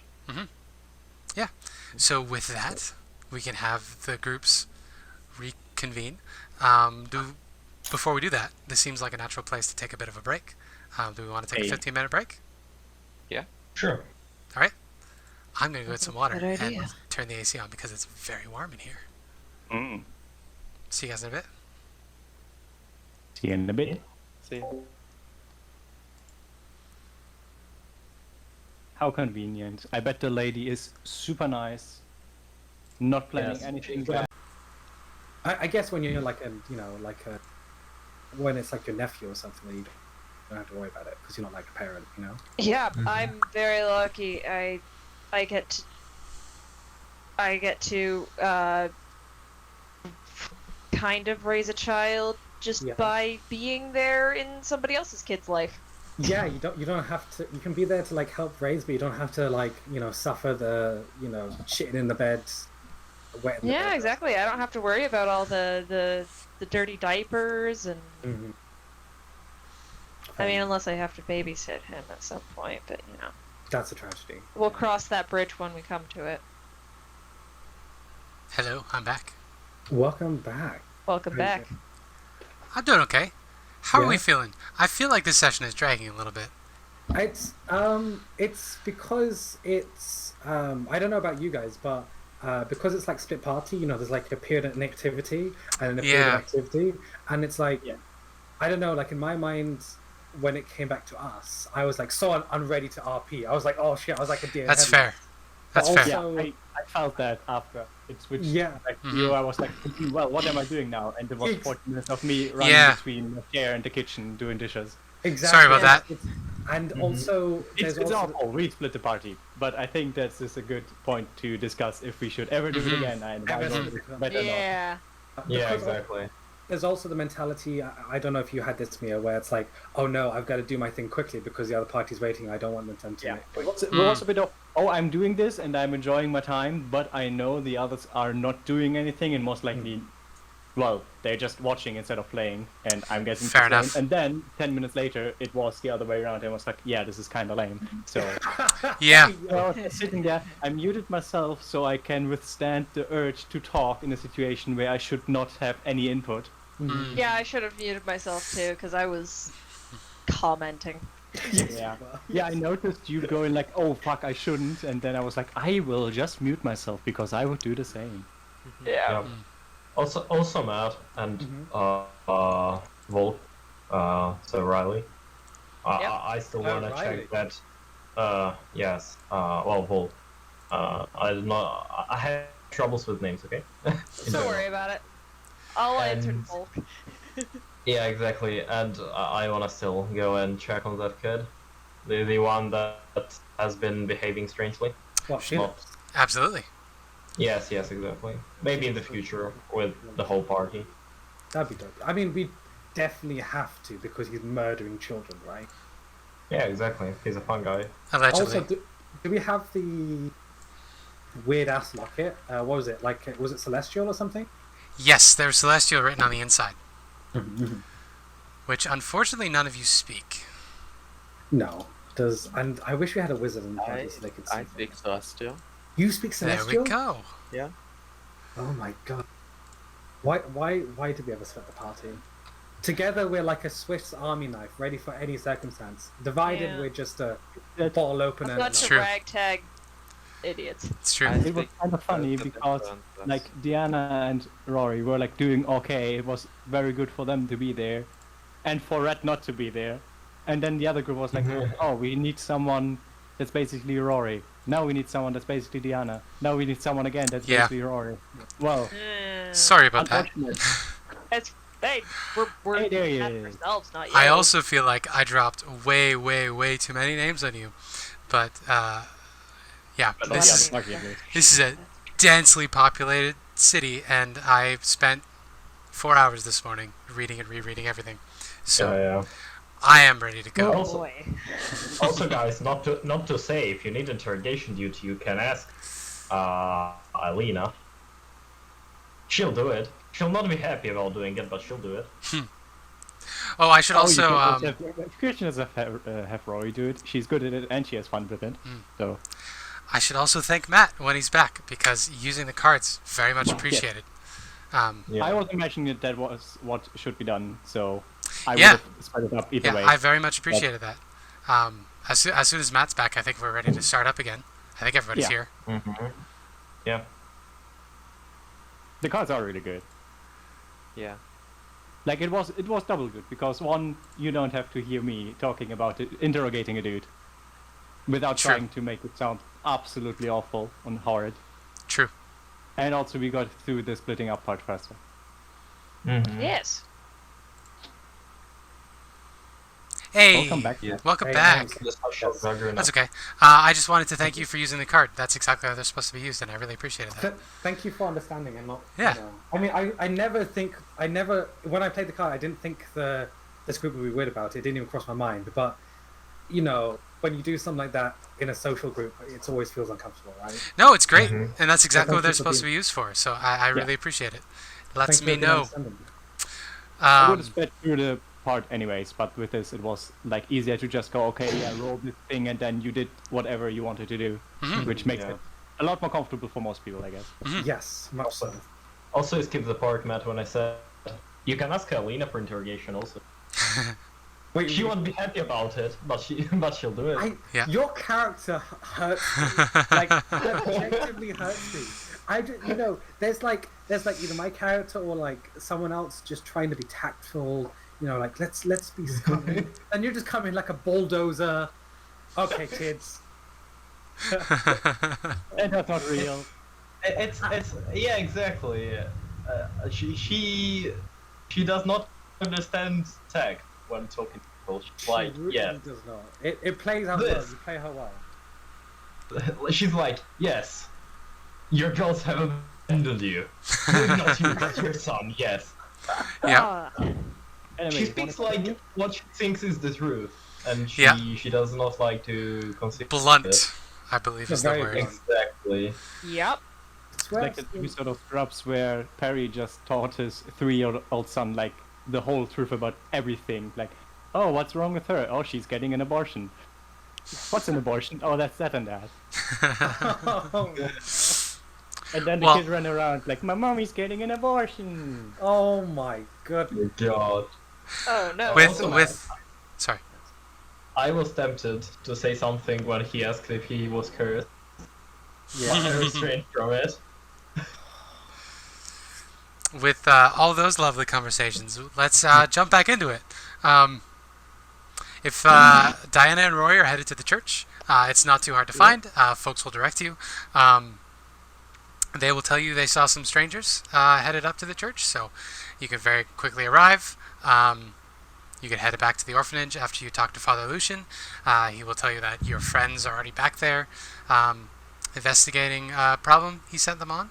I would have made a snark comment about his church not being holy ground at the moment because I would feel it. He would give you a blank stare, and he will say, I know you are not a demon. But please be respectful. No, I don't think I will. What? Anyway. One of these days. One of these days.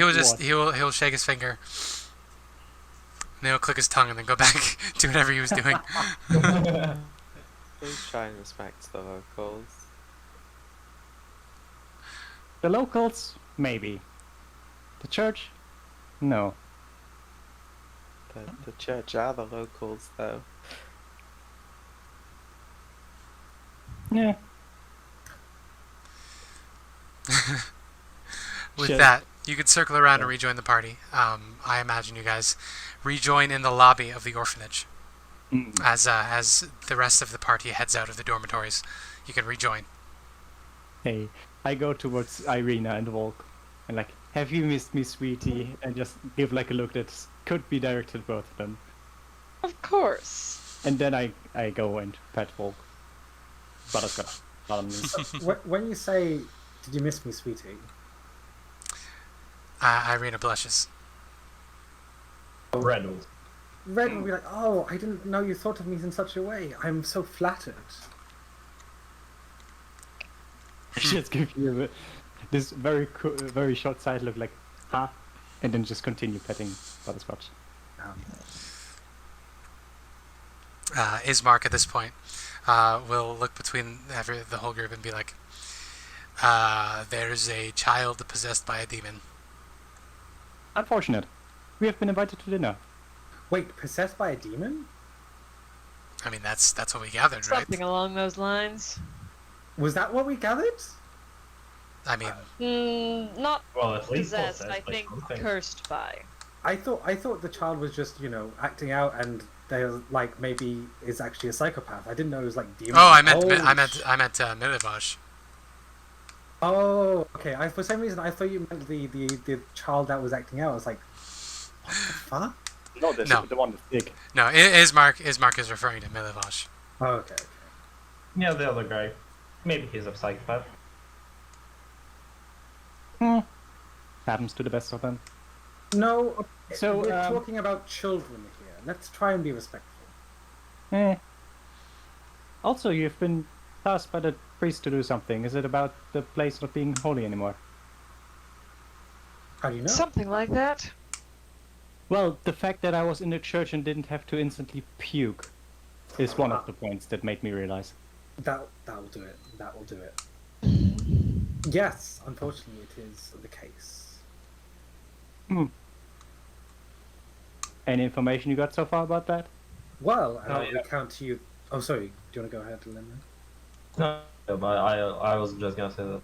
Yeah, so there are some bones of some saint that give the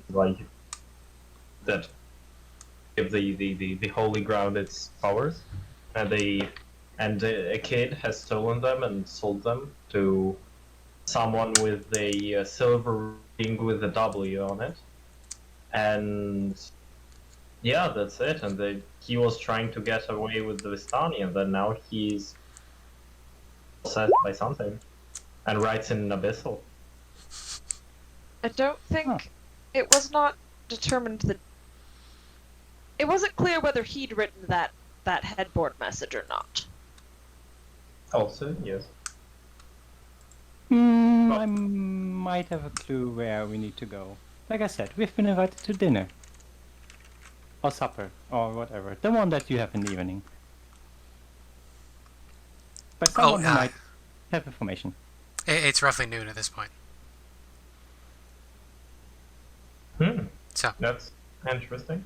got like Also, we're looking for a Vistani girl. hours. About 13, red hair, bit of a cunt, according to her father. Either kidnapped or ran away. and every other person who's talked to her. Apparently. He offered us a random selection of his treasure trove if we bring her back. Interesting. Hmm? Might as well make an effort. Of course. Also, it is the right thing to do with the. Of the course, treasure. that's what I meant. The treasure is Rory's incentive. Welcome back, my dude. Thank you. Did you find the person you were looking for? Not yet. I would have checked the city from above, but some guards decided to shoot at me. No, not the girl, the other one, the one that you left to look for. We Oh, found the one who is supposedly my family. Oh, No. who do you mean? Oh, the elf. the elf. The earless elf that We found the him. Yeah, lady yeah. told you to look for. He's guarding the Vistani encampment. His name's Casimir. And he also asked us to find Arabelle, and also wanted to make a pilgrimage to a temple on Mount Caucasus. Sounds like fun. I offered to assist him once we had found the patron's daughter. And So basically, we're getting paid twice for the same work, which is quite neat. Nice. There's the spellings, by the way, for notes. Oh, thank you. Oh, Gakis. I thought it was like Yeah. Caucasus. Sorry, I was. It's a lot of names this session, so it's Yeah. okay. It's And understandable. They're all in like a dialect. I have no idea how to spell. Yep. Yes. Okay. Amber Temple, by the way, may ring a bell for your characters who got the fortune telling, because one of the treasures is behind amber doors. Ooh. The Sword of Light. Oh. That seems Um, useful. Well, that looks like we're confirmed for going there. So with that, would you like to interrogate a small 10-year-old child? Yes. 10-year-old child. Sure. Shouldn't be too hard. Let's This 10-year-old try- child's the Felix one, right? Yes, Felix. Oh yeah, Felix. Yeah. It's time I to want to terrorize get the the troll. What do we want to know from him? Anything specific? You also have the pendant with Celestial on it.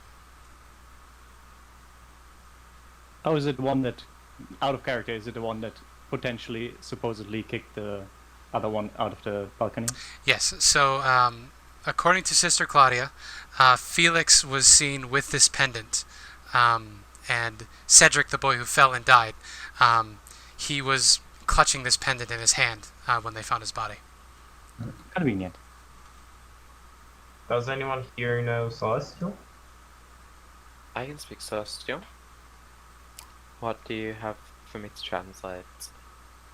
Yeah. I will give you the small little pendant. Yeah, so written on the inside of the pendant is the words, to bring darkness into light. And I would like you to make a religion check once you read that. Okay. Ooh. But Yeah. also, they are very low. So you Yeah. don't recognize it, but to bring darkness into light is, especially written in Celestial, it's very clearly the sort of thing that a clerical order would do. to create at some point. Hmm. Okay. Okay. I'll say this amulet seems to be from some form of clerical order. So why would anything clerical need to be done? Another thing I should point out, the locket can't be closed. It's not rusted or anything. Just for whatever reason, the hinge won't move. So it's stuck open. Stuck open. Interesting. Which is why you can read the inscription, because it's on the inside of the locket that's clamped open. Do I know if do I know if like this is a thing, like, you know, what these, like, is this like a magical thing, like a process, you know what I mean? Like genies or something. If you would like to make an Arcana check or a Religion check, whichever you are proficient in. I think maybe I would have heard this in the story. So. Yeah. Well, with a 12, again, hard to say. You've definitely heard of gin being trapped in bottles and that sort of thing, with weird inscriptions on them. You've maybe heard of the Last Wish from some bard at some point, about the romance between Geralt and Yennefer. But other than that, you don't really get anything specific. There's definitely the vibe of some sort of haunting here of some kind.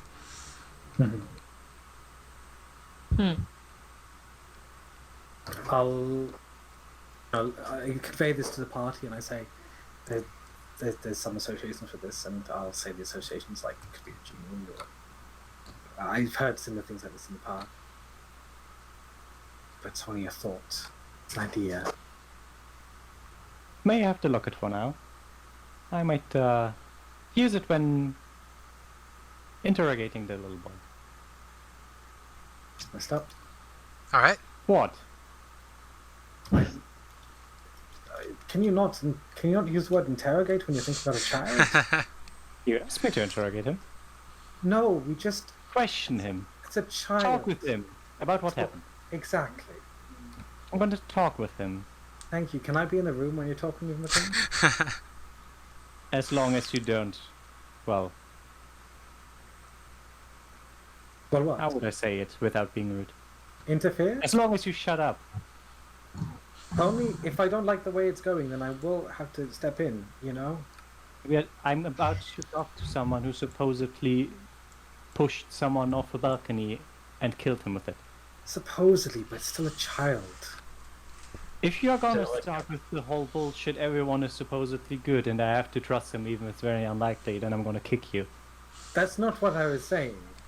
That is what you were sounding like you were about to say. You misread me at all times, Rory. I understand why you do it, and I forgive you, but let's go inside. All right. And Red, just as a last thing, remember, if you put even a child in some conditions, well, then they are no different from an adult. In some regards. Yes, but I'd like to eliminate that. All right. Come. I'm good to children. And I pocket the little locket for later use. You are most welcome to. You were told earlier that Cedric is in the study, not the study, the classroom. And as you approach, That one. sorry, Wasn't Cedric the dead one and Felix was the one who supposed Cedric's to... a different you're one. right. Felix I'm is sorry. I'm getting confused with the names now. So you can enter the classroom, and inside the classroom you see there are a number of kids, 5 kids, ranging in ages from like 8 to 15, and they are sitting around doing their schoolwork. But a number of them, they have bruises on their arms, and a couple of them are like rubbing the back of their necks and stuff like that. Everybody seems vaguely uncomfortable, and Felix is sitting at the edge of the classroom, end of the classroom. He also has some light blue bruises on his arms, and he is currently hunched over, writing in a school book with a little quill. Maybe we should talk to the child after school. There is no instructor in here. This is their study this- their study time. Oh. Self-learning. Right. So I turn to the party. I say, look, it would be if we went in there and asked to see this child and took him aside from his peers, he would get bullied relentlessly. So, I was thinking some of you may ask other children to come outside individually and just talk to them about If you can start with the other kids. what's going on.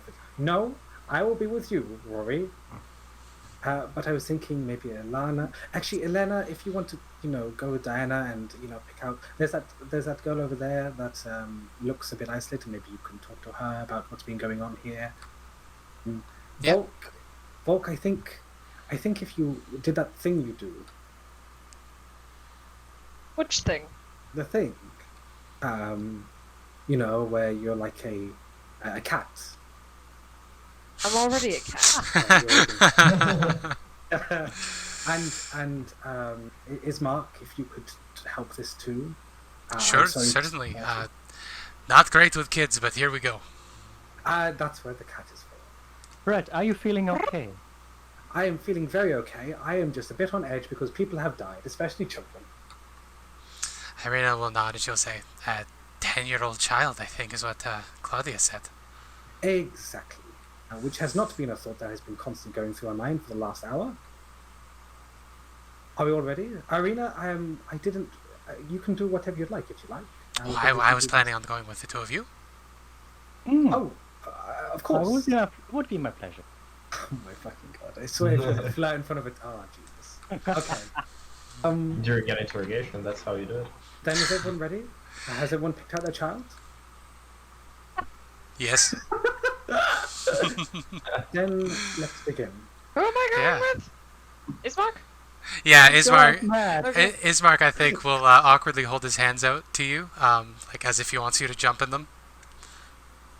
Yeah. Okay. So leap from I think I'm on Rory's shoulders into Ismark's arms, and then just clamber up.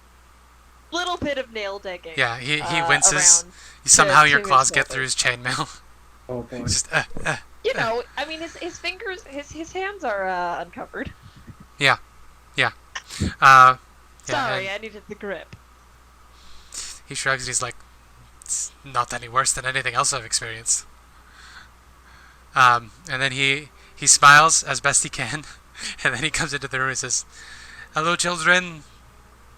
We are here to ask you questions about the murder or death." No, it's Mark. No. So I'll walk in. Ireena just puts her head in her hand and just shakes her head.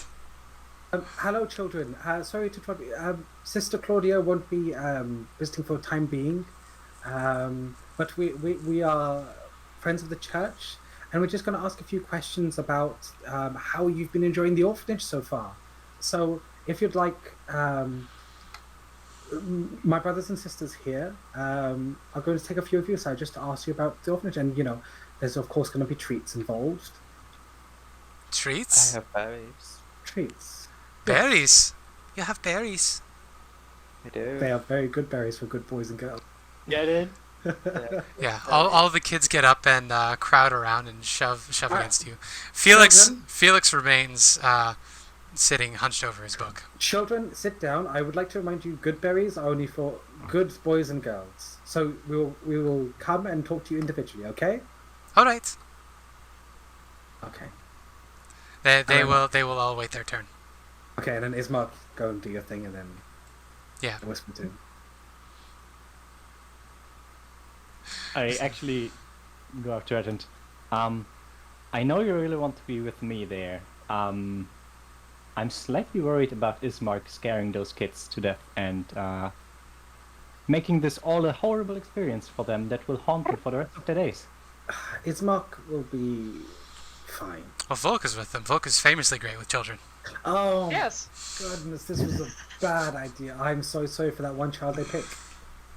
I mean, this time I'm not going to be shape shifting, so. I think the kids they will pat Volk, but they're very interested in Ismark's various weapons. So Ismark will take out a dagger and he's doing little hand tricks with the dagger. And like probably puts his hand on the table and does the thing where you stab really Sorry. fast between your fingers. No, Volk will use their claws to like dig into his neck a little when he starts doing stuff like that. Like, Yeah, he'll Not a shrug. good He'll idea. shrug, and he just keeps putting his foot in his mouth, talking about stuff you should not talk about in front of children, Mhm. like death and stabbing things and murder. It's only one child, right? Because I asked only. Yeah, sure, Yeah. sure. Okay, thank you. It's fine. Also, what about the child that me and Diana? chose? Sure. There are 6 children in here, so you're gonna have to double up. But Okay, sure. the child that the children that you and Diana go to, probably they're 2 girls in their teens. They look pretty bored at the 2 of you, honestly, and they're just like, we don't really care about the berries. What do you want to know?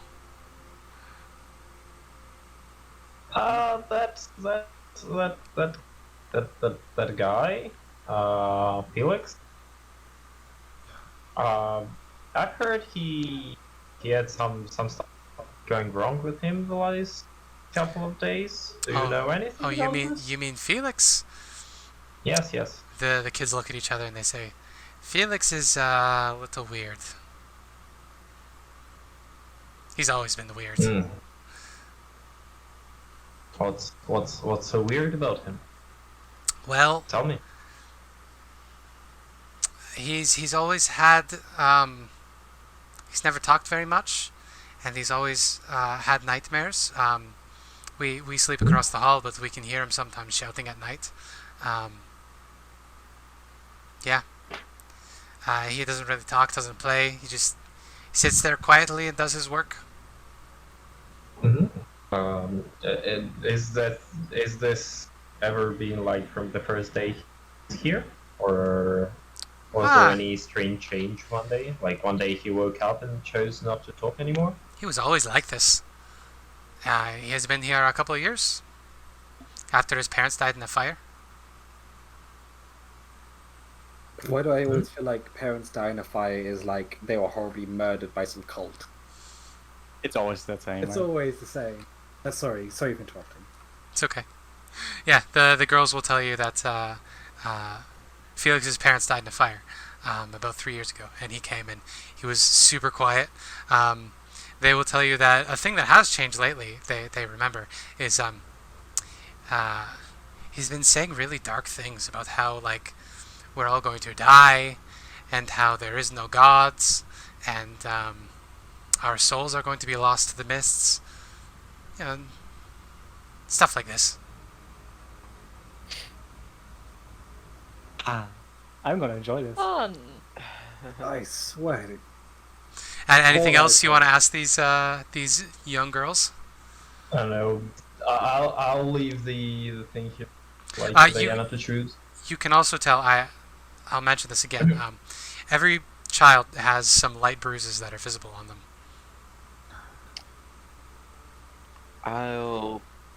I'll say where do those bruises come from? You all have them. They will say, that, yes, it's very strange. For a couple of weeks, we've all been waking up with bruises, just little bruises here and there. Don't know where they come from. Was there like pain out of that? Like, did you wake up and those bruises actually? No, I mean they're bruises. you know, They hurt. They hurt when we poke them, but we have no idea where they're from. Like all of you have been All of waking us. up like with no exception? All of us. Stefan woke up one night choking. He had bruises around his neck like somebody was choking him, but nobody was there.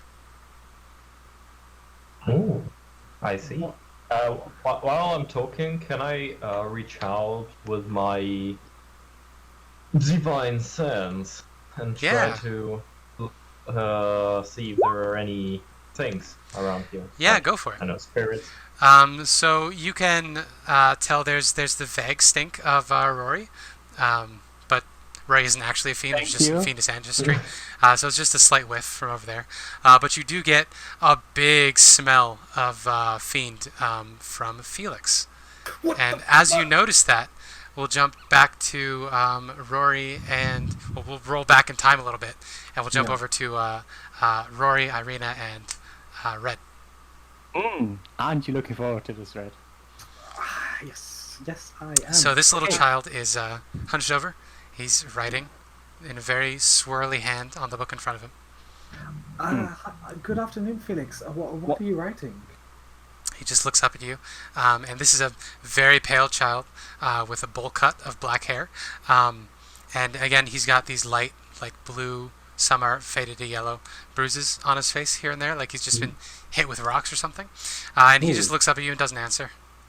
Just looks at you. I would, by the way, since I'm bad at accents, I will just post this and say that I am speaking in a Barovian accent, specifically of people that live here, Heck yeah. like the accent that the children use. Yeah, go for it. Well, I will say will not my try Barovian because accent I will isn't a fail real accent, horribly. so it's not even a real accent. It's one I made up. Wait, that's... Sorry, go ahead. Yeah, go for it. Hi.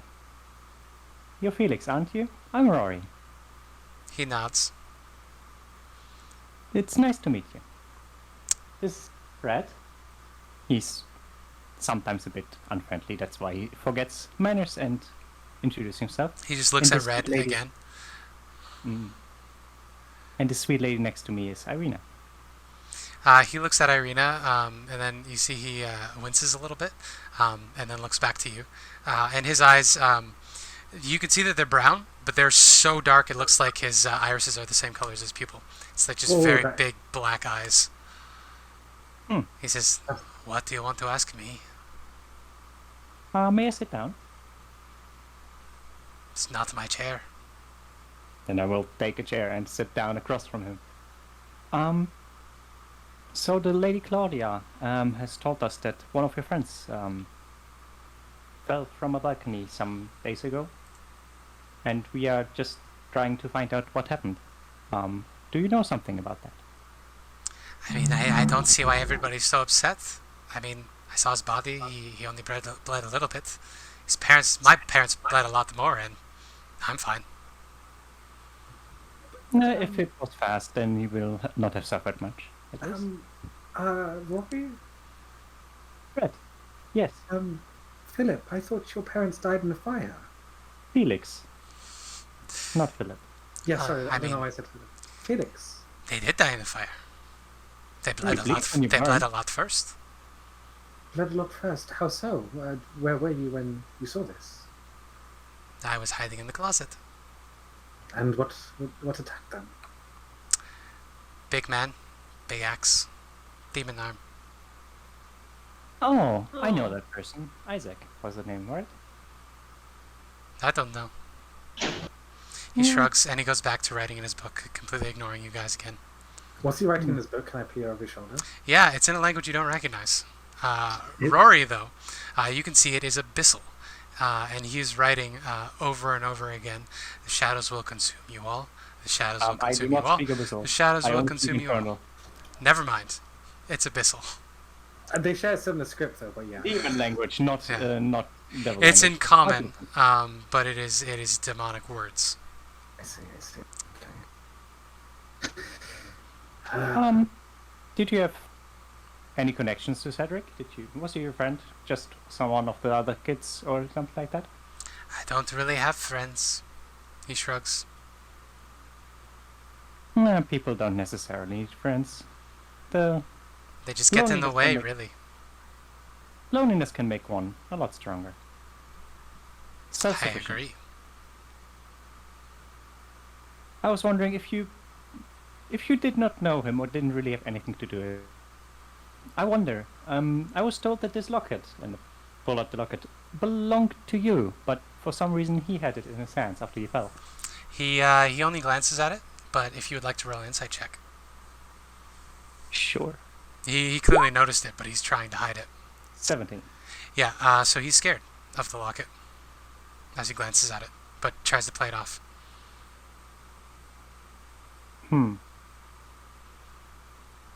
Oh, you don't have to be scared. I mean, it's just your locket, right? And I put it like right on top of the paper he's scribing on, like right next to his hand. He stops writing, and then he draws a circle around it, and he just keeps drawing the circle around it. Around and around and around. And he says, I'm not scared of it. Okay. I feel like at this point, divine sense is coming in. This is all Yeah. messed up. At this point, Ireena would have done a divine sense as well. Yeah. It like manifests in this. It's not really like a holy thing, but more so just like a solid intuition from somewhere else. So this smells like it's not brimstone. It's more of like a sulfur, an acrid thing on the roof of your mouth that just sticks there and won't go away. Ireena, Yes. could you ask Diana to take the kids outside and give them the good berry, and Felix will give the good berry soon. I will do that. Thank And you. she turns and she begins drawing the kids around. She will lead the kids outside at this point. So everybody is aware of this happening. And Felix is just still drawing that circle around the pendant over and over again on the page. And the quill actually starts tearing through the page at this point. Oh no. So tell me, Felix, why did you do it? Did someone tell you to do it, or did you just not like him? I didn't do anything. I have no idea what you're talking about. Right. And he smiles. No one has to know. Accidents happen, right? Accidents happen all the time. It's quite unfortunate. Poor Cedric. Some people burn, some people fall, some people get cut up, some people get crushed. Everybody dies. Some a bit more horrid than others. Who's in the room at this point? I think at this point, Ireena's got all the kids outside, and she will stay with the kids. And anybody that would like to stay outside with the kids is welcome to do so.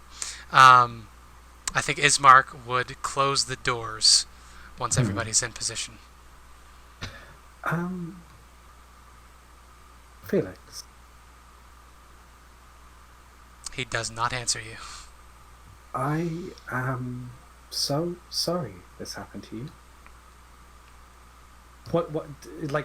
Do I know if like Felix is like a demon in disguise or something? You can smell that he is a fiend with Yes. your divine sense. You can't tell anything more than that. I see. So you wouldn't be able to tell, for instance, if he's possessed, if he's a demon in disguise, if there's just his square in the grid is registering as fiend. Do I know of a way that can, like, I don't know, exercise such things if he is possessed? Or make him reveal his true form if he's not possessed and he's just, like, actually a demon in disguise? You would need clerical training, I see. which unfortunately you do not have. I do not know. I would like to do two things. Yeah. Number one, I would love to get out my lovely mirror. Do the same thing that I did before with Ireena, but this time with a proper mirror equipped. And just try to get his reflection in the mirror in a way that he would notice that I don't have a reflection. Yeah. That is smart. So you're going to sort of hold it up like a selfie stick? Yeah, basically. Yeah. So the face you see in the mirror is not the 10-year-old's face. You see what can best be described as a demon. It's a black face with red eyes and two curling antelope horns sticking out of the top of its head and long pointy ears sticking out either side, and there's smoke billowing off of this figure in the mirror. And as soon as he recognizes that he's in the mirror, the child just looks at you and he smiles and he says, "You shouldn't have done that." I start speaking, I just look at him like, what's your name? And I just start like, my name is, and then in Infernal I would say my true name. Yeah. He will say his name as initiative starts. Oh, boy. He says, "They call me Bazito here." Bazito! Bezito! Oh my god, that's. I'm sorry. Yes. I know it's a super serious Hey. name. Name Bezito. Oh Jesus! You know, Oh, I knew people were. no. I knew you guys were gonna do that. Oh boy. So I guess what Rory, and Yes. So I assume you guys have all circled around the child at this point. yes. He's gonna get pumped up. Kill the child. So here, let me. Everybody but Rory, I'll add a turn to. Oh boy. Turns. Oh boy. There we go. Let's get. All right. Mamma mia. Oh my god. Boom. Oh jeez. Boom. There we go. Oh, neato. Bazito. So I think we got Rory and Red right next to him. And the rest of you can arrange yourselves in the room as you will. I will draw the outline of the room right now. I guess I would be like slightly behind him. That was Please like don't die. grabbing Please around don't him. die, Rory. I would never. I expect that Ismark and I are like slightly off to the side. Because I'm still hanging out with Marky Mark. Mark the mark. Mark the mark. Oh. You're on the map layer. Oh no. Marky Mark. I need to said get there the was drawing. Did you say there were 6 children? So I would have given 5 good berries out. That works. That works. Okay. There was 6, like, including Felix. So all of the 5 Yeah. non-demon kids can get good berries. The good kids, so if I you will. have 4 good berries left. Good berries for good kids. Yep. I can't grab this square to move it now. Why are you doing this to Alright, me? I guess we're gonna have to It's on move the ourselves. different layer now. It's on the map layer. Yeah. Or we can just move ourselves in the square and no problem at all. That's true. If you Shouldn't turn zoom in backwards. enough and There just we go. click on the like the very middle of the line, it should work. There we go. That works. Maps and tokens. Zoom in. 150, 70%. There we go. Finally. Nope, wrong thing. You can do it. I believe in you. There we go. Thank you for your belief. Much appreciated. Okay. Let's get a little bit bigger. A little bit bigger. I guess we would be in Boom. the corner, right? Yeah, so he was sitting at the front of the classroom at a desk by himself. Nope, he was at the front of the classroom by himself. That should have tipped you off right there. Who sits at the front of the classroom? Exactly. Evil Oh, children. I did. That's at the front. I You did. I did did? too. Put I it did wrong. too. I always sat at the front of the classroom. Wow, Same. what nerds. Yep. Current Yeah, I know, right? Jesus Christ. These So, guys playing D&D. What the? Yeah. fucking nerds. The How yellow many is the nerds door. do you have in Ismark D&D? closed it. I'm only playing here ironically. That makes me cool. So Ismark was back here at the door. Wouldn't it be fun tricking those nerds into thinking I was one of them? Haha. And I've just seen through your ruse, and that's why my character's always so mean to you. Jeez, it all makes sense now. What if I infiltrate their nerd game to bully them on a whole? It's so true. Oh boy. Well, anyway, Bazito gets to go first, so that's fun. Oh no. Wonder who you Gotta roll for Ismark as well. Boom. What's he gonna do? Oh yeah. Did that stick? That did not stick. Ismark. Initiative. E. There we go. Oh, it is. Descending order. Boom. I guess Ismark gets to go first. I'll move him after the Shadow Demon. So Bazito will look up at you, Red, and he will smile. The child will smile a two-eyed grin, and then he will start to leak smoke. And he does look eerily like you. His eyes glow red, and some shadowy horns appear above his head. And then he will speak some words in Abyssal, which sound like Latin, and I'm not going to pretend to say Latin, but he says some words in Abyssal.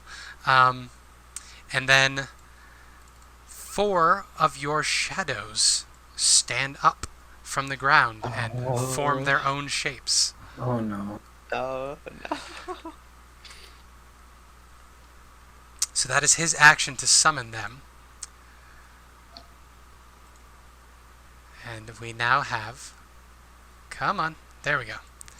One behind Red. One behind Volk. This is Wait, fine. where's his mark? One behind Oh, right. Ireena. I'm on.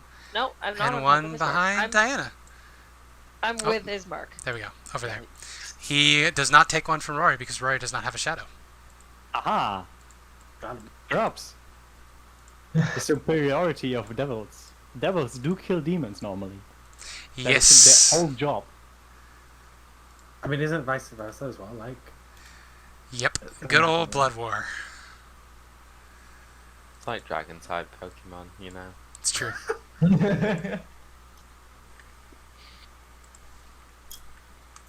I will just give them a smattering of... There we go. Oh, they all like nice and low. Yep. I figured it would be better that way. I don't feel like rolling it. Anyway, Paladin. that was the demon child's turn. It is Ismark's turn. Ismark is going to look over your head, Volk, at the kitty shadow that appears behind you, and he's going to say, "Does that normally happen? Should I attack that?" Yeah. Yeah, I think that's probably a good idea. Yeah, so he will step Evil shadow things. past you, and then he will swing his longsword twice. 1, 2. Got multi-attack, good for him. Yeah. So that is... Does he have 3 attacks? I thought he only had 2. It makes sense if he only has 2. He's a level 5 fighter. How many multi-attacks do fighters get at level 5?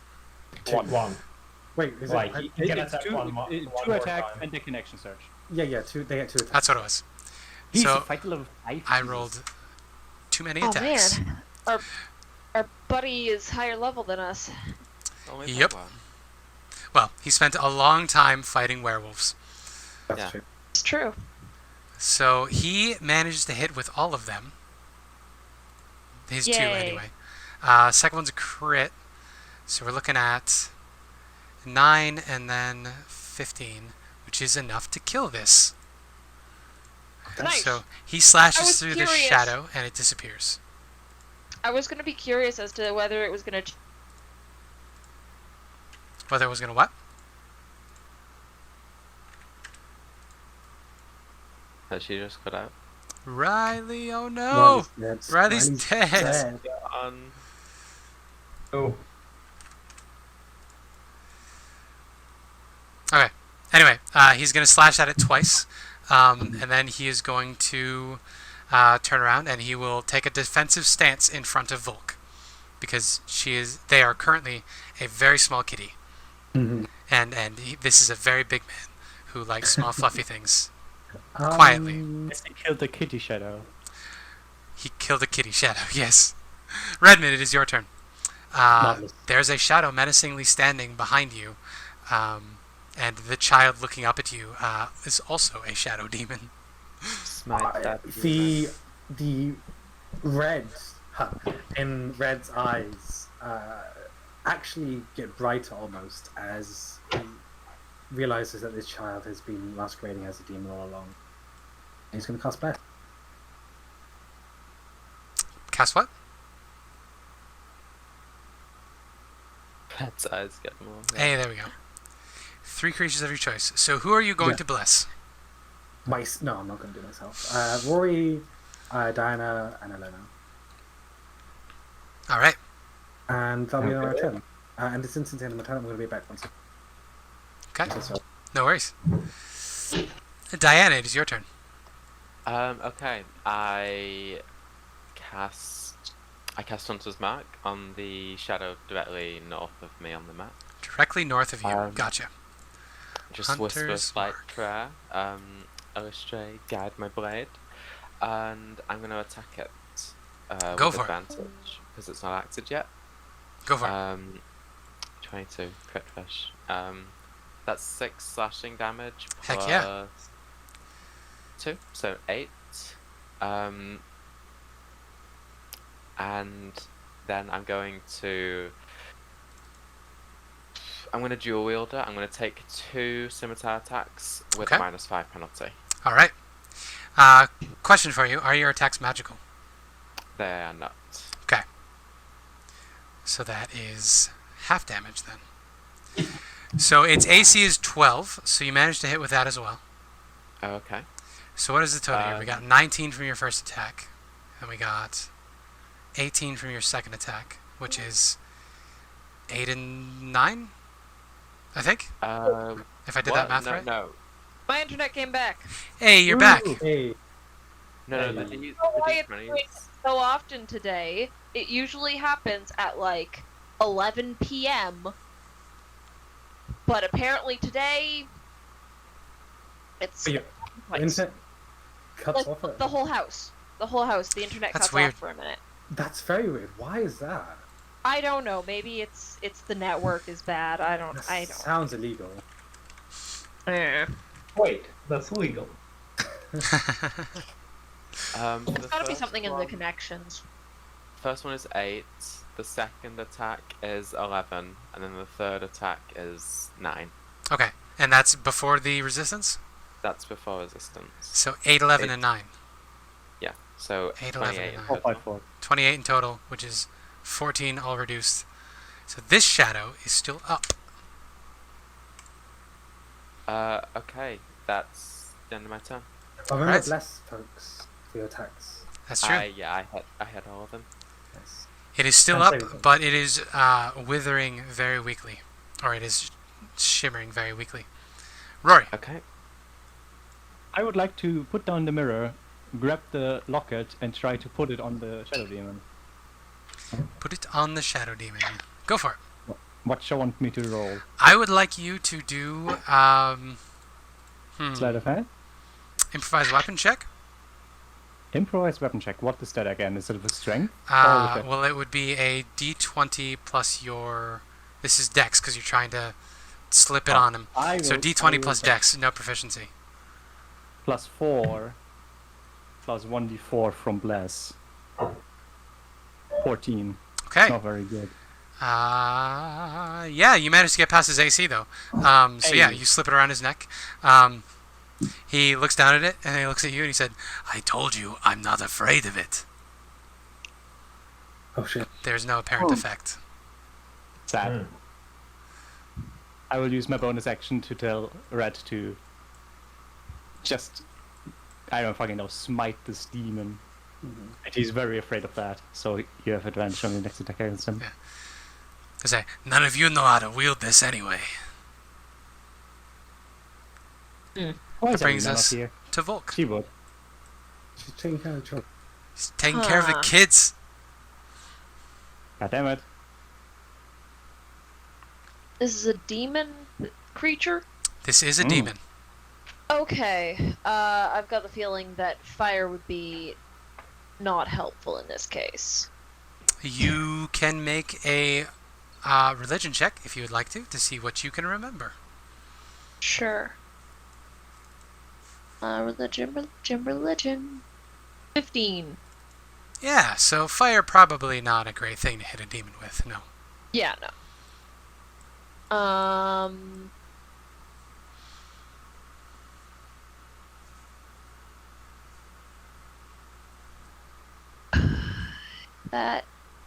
That won't help either.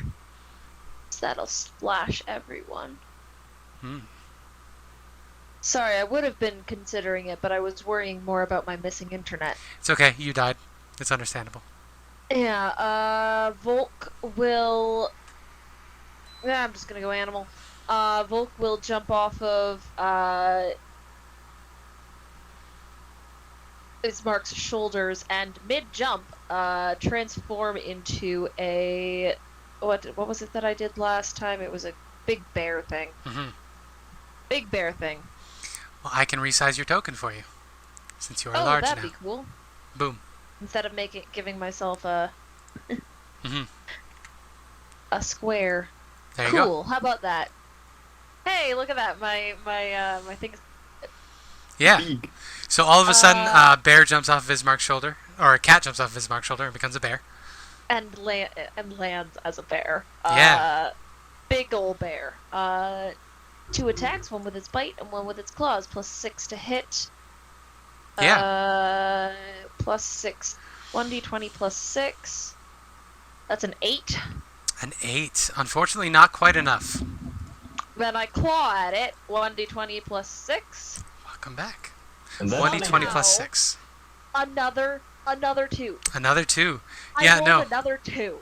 Unfortunately, you can't seem to get a hold of this thing. It is a kid sitting at a desk with a demon emerging from it, but you can't seem to get any purchase on it. Well, at least I'm scary. Yep. Ireena, it is your turn. Okay, question. Yes. Can I move like this? Can I move through the shadow? We actually just did this when I was a player in Matt's. You will have to make a athletics or acrobatics check, contested against their athletics or acrobatics check to push your way through. If you succeed, you push your way through, and it's difficult terrain for you. If you don't, you cannot move through its space. Well, then I'm not gonna do this because both my athletics and acrobatics are. Oh well, I have +6 acrobatics. Mhm. Can try, sure. And So, we when consider this it passive. It doesn't take your action to do. Okay. Okay, yeah, sure. Then I'll try to move Okay. through this. So, acrobatics. Mm-hmm. Nice. Nice. I need to open the shadow one. Just The please put a shadow lower. page.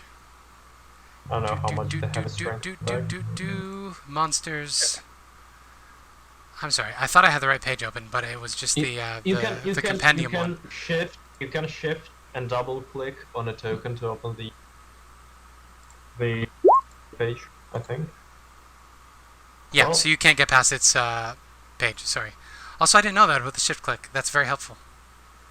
Well, then I'm gonna risk it and take apparently 2 attacks of opportunity as I move here. Yeah. You were in range of all 3, actually. Oh, right. Yes, You didn't but leave I the remain- one's range. I You're remain right. in this, yes. So they will try to touch you. Bad touch. Touchy. Two bad touches. Neither of them managed to find purchase. 2 Well tens. then, Oh, I will. they are very dangerous for me because I only have 8 strength. Oh yeah, I also have only 8 strength. So Ooh. that was dangerous. That was a That very bad was idea. really dangerous. I did not remember that shadows had this, but yeah. I'm gonna come in front of this, say that you shall not live another day. Wolf enmity now have advantage Alright. on this, Heck yeah. and now it's time for attack number 1. But it is with advantage. That hits. It's actually It 25. still hits. okay. That's advantage. So Okay. Are I'll you use doing my- anything I'll- to make this magical? I am gonna use my divine smite. Okay. It has an undead, right? It is a fiend. So you would get Oh, your it's a additional fiend. additional D8. Oh yeah, I do. Okay. Yeah. So that's another. Oh god, 8. And then I'm gonna attack again with my Peering Dagger. All right. So that radiant damage from the smite really hits. It hits a lot harder than you thought it was gonna. Question: can I smite more than once per turn? It's using a spell slot. I'm pretty sure it's once per turn. I can Google it though. When it And because it is a spell. hit, it's not a spell. That's the problem. It's an ability. Can Oh. Paladin smite more than once per turn? I'm pretty sure they can. There are no limits, so yes, you can smite on every attack. Boy, As long Oh, as you have wow. spell slots. knock yourself out and him with it. Oh wow, you know the rules, and so do I. Heck So yeah. do I. So yeah, second That's not smite double on the. So do I. Ooh. Okay. So Oh, yeah. yeah, this second attack, it glows, and the demon child is knocked backwards, prone off the chair because of how powerful this attack is. It's vulnerable to radiant, so it takes double this, so it's 32. That's So, a grand Yeah. total of a I lot. know how a lot. Yes, that's at least 48 radiant plus 18. Yep. So, Okay, granted. yeah, the demon stumbles off of its chair at this point, and it looks at you and it hisses. It is still alive, though. Shitty. I'm for much really longer. sorry. Before this takes its turn, I Mhm. forgot about my dread ambusher thing. So. Oh, yeah, go ahead. Can I? Okay. It has 10 HP remaining. Where 24 to hit 24 will hit. with 7 plus a d6 plus a d8. Where does the advantage So, come from? 15. Hunter's D8 is Mark. from Dread Ambusher, D6 is from Hunter's Mark. So what are we talking in total here? That's 3, a 5, 15, and so 7. a 7. Gotcha. It is still up, but barely. Yep. I need a fucking silvered or magical weapon. Yeah, so this shadow, your shadow, is going to reach out and attempt to grab you. The 13 hit? I figured. The other shadow, Ileena's shadow, is also going to reach out and try to touch you. Bad touch. Bad touch. That misses. 17 misses, alright. Yeah. It does not manage to bad touch you. That comes got to the shadow behind red. Shadow behind red is going to try to touch red. 10 does not hit You're red. all stuck. Yep. But it is now Bazito's turn. So Uh-oh. Bazito is going to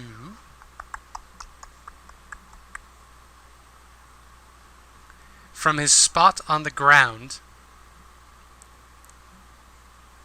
he is going to cast this spell upon Can I cast it? I'm clicking on the spell. Let me cast the it won't. spell. It won't. Try. I don't know. It just won't. Is that spell save really 26? Yeah. God.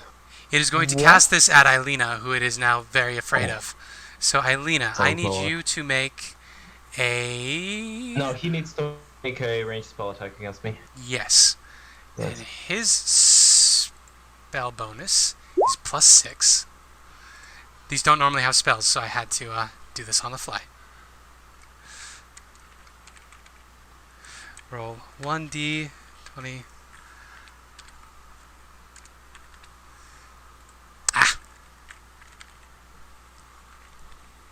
That's actually really funny, because actually does nothing against It does me. not hit you.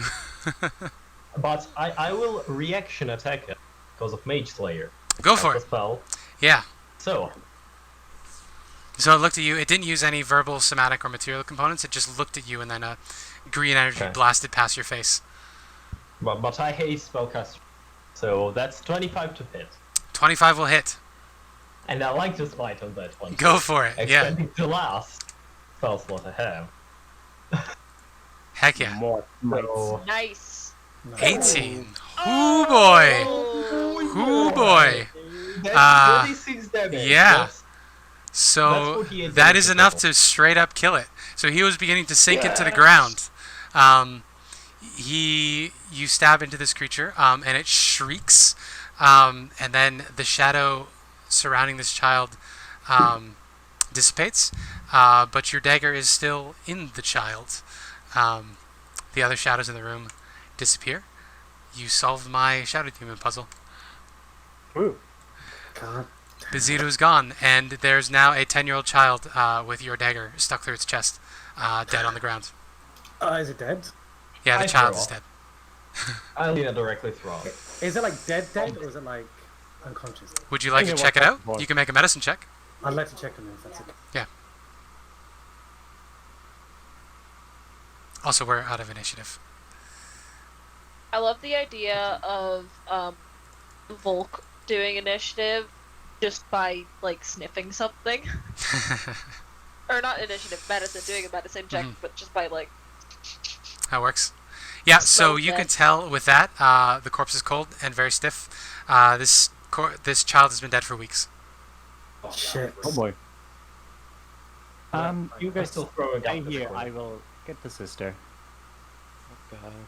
This demon's been puppeting a child for Weeks. Yeah. I will go outside, but I will just very slightly open the door, like squish through and then close it again. Yeah, you open the doors and you see the children outside. They've gathered in the middle of the lobby, and Ireena is telling them a story about the Morning Lord and the glory of the light of the new dawn, and how there's always hope even when we can't see it, and even when bad things happen, we know that they're only temporary, and good things will always be coming, just as much as bad things are coming. We can always count on the good. Oh boy. I tap Ireena on the shoulder. She looks at you and she says, "How bad was it?" I gently drag her away from the children. She And, allows herself to be led.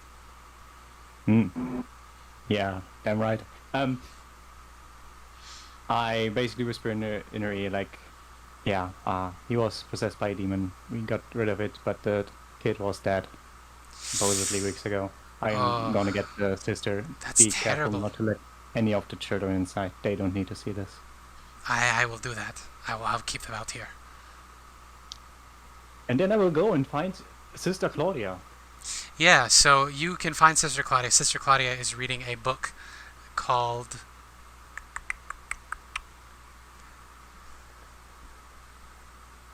Beyond the Morning Lord's Light. When you enter the room, and she gives you a side eye as you come in, and she says, "Hello." Sister Claudia. That is me. She closes the book, and you can see on the cover is the symbol of the Morning Lord, and the subtitle is Description on Demons and Devils. So she's giving you a suspicious look. I close the door. I belong to the party of Redmond and the others. Oh, yes. They called me after getting wind of a potential demon possessing one of the kids, the young boy Felix. Oh no. It is sadly as we feared. It seems that he has died quite a time ago, like at least a couple of weeks ago, and has been possessed by a shadow demon. We got rid of the shadow demon and are currently tending to the body of the child. It seemed like it was that demon who also pushed off the other child. Oh no. This is terrible. We need to get the children together. We need to clear them out. We need to get somebody to take care of the body. There's so much to do. Could one of you, we're going to need a coffin, something to take care of. Could you one of you visit Henrik van der Voort's shop? He lives downtown. This is terrible. I need to see the body. And she's going to push past you. I will follow her to the classroom. The kids are outside. They are being taken care of by one of my friends, and she's telling stories about the Morning Lord to them, trying to keep them calm. They do not know what is going on yet. That is so sweet. I'm so happy. The children have been plagued by nightmares. They've had bruises. This is terrible, but if it's over, I'm so happy. I'm so grateful. Thank you so much. So yeah, she will come into the room and cover her mouth and shriek, and then she will come down and she will kneel next to Felix and she will say, "He was always a quiet child and he was very troubled, but I never expected there was something living inside him."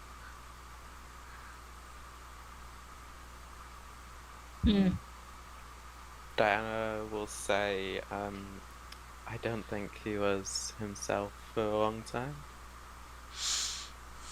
This is terrible. And she points to the necklace around his neck. She said, "That locket, whatever that is, it's evil. It is evil." It is not. It is a holy symbol. I tried using it to exorcise the demon, but it was too late. It would have helped if we had come here earlier. Well, I don't want to see it. Take it away. Well, if you wish. but it belonged to the boy before. We might want to bury him with it. And I take it off the boy and put it in my pocket again, for now. She will look at it suspiciously, and she will look at you even more suspiciously, and then she will say, "We are the only ones who will mourn the boy. I'm sure he doesn't need the locket." Okay. You don't have to be suspicious. I might be a devil, but people are usually misunderstanding us. Devils have, since olden times, been there to destroy demons. Even if we are seen as evil, we are not. Most of us are not. All right. Well, thank you, I guess.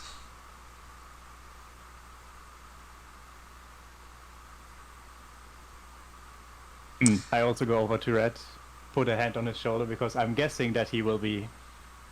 Feel like shit. Yeah. Like, I told you I will take care of things. I'm sorry. I wish it would have gone better. Yeah, it would have been nice if you'd done better. I want to offer a hug here, More for my sake than yours. Mr. Red glowing demon eyes. Yeah. I will... I've got... Go on, I will be the nice lady. Thank you. Just so later I can be like, I told you, I'm not a cunt. and give you a soft hug, and I think we lost Riley again. Alright, now he's dead. It's their internet. Yeah, it's unfortunate. The Anyway, bear has I a will buffering sign above its head. I will give Redmond a light hug. Little pat on the back.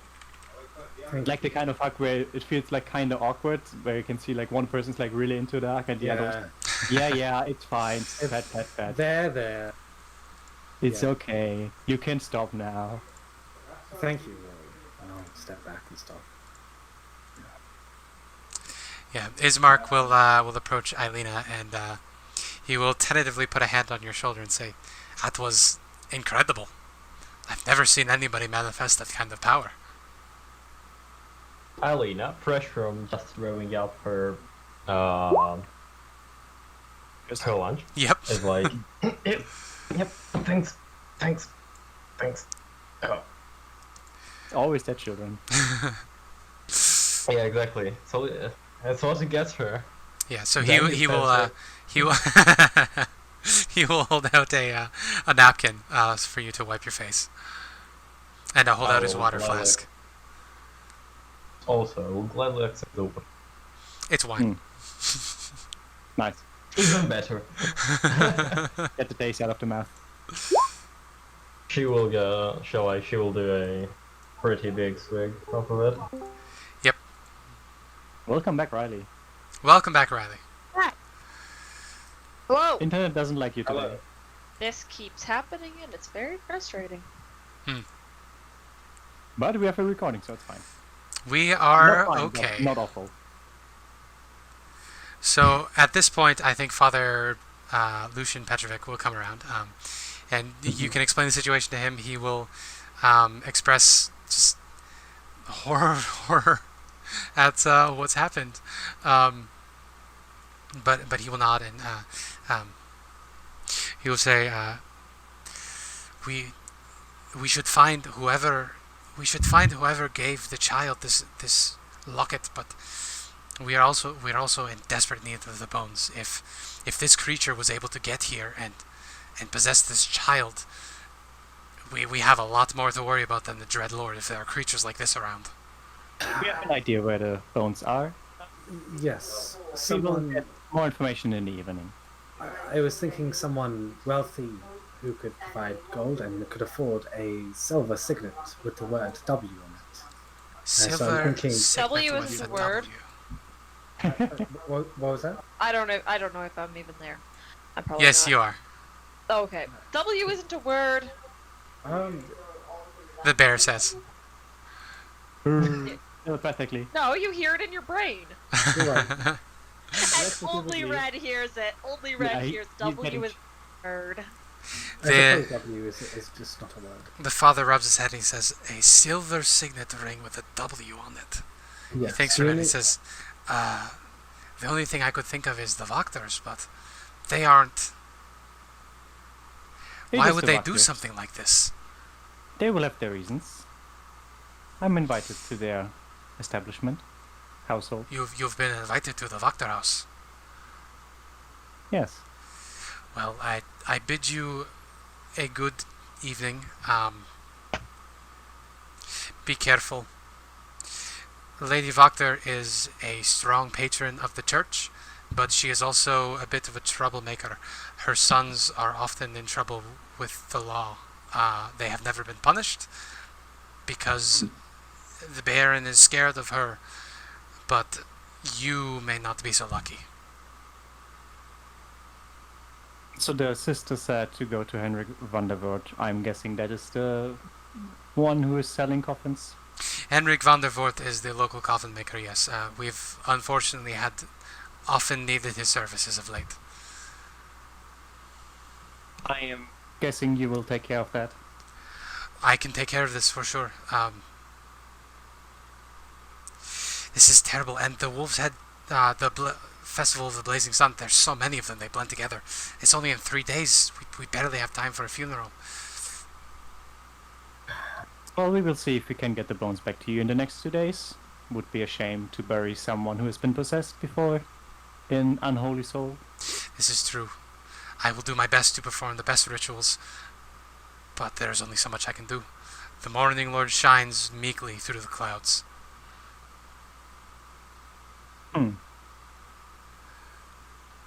Anyway, I would say it was a pleasure to meet you, but I don't like lying into a priest's face.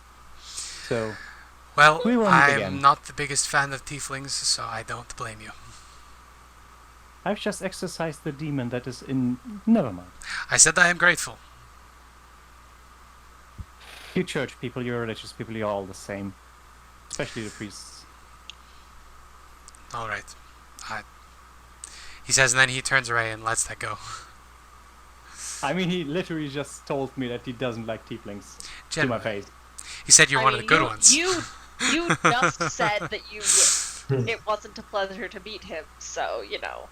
Yeah, because he was a cunt to me. And I don't like priests. He will then I turn guess- around yeah. to arrange more things. Anyway, At this point, it is probably 2 p.m., pushing 3 p.m. and we were invited for Dinner. like late afternoon, evening, right? Yeah, so 5 p.m. would be when you would be expected to arrive. I'm going to go over to Red and just say, without making eye contact, what are you planning on doing until the dinner tonight? Well, I was hoping to see if I could find a lead on the bones. Things like, well, nobility, people, merchants, things like this, someone who would own jewelry in this cursed place. He would know that I know who has the things, or at least who bought them. For the bow. Yeah. Because I know who has the silver signet ring with the W, and that we are invited there for dinner, or lunch, or evening, or whatever. Supper. Supper. Dinner, think it's- supper, The 11sies. thing you have in evening. Yes. I mean, is it guaranteed that we know? Or is it? You know about the Like, silver did we signet discuss ring that? with the That's the W? question. Did You we can do discuss so We now? did. the ring? Yes, we did. Okay. Yeah, I told no, him I that mean, I know who that person with the silver signet ring with the W is, and that I've been invited to there. do you know 100% guaranteed? I have my suspicions. That gentleman, by the way, did not give you his name, pointedly. And I didn't give him mine either. A hunch might not be good enough. Worth a check, though. I was planning to look for the little Valaki lady. Anyway.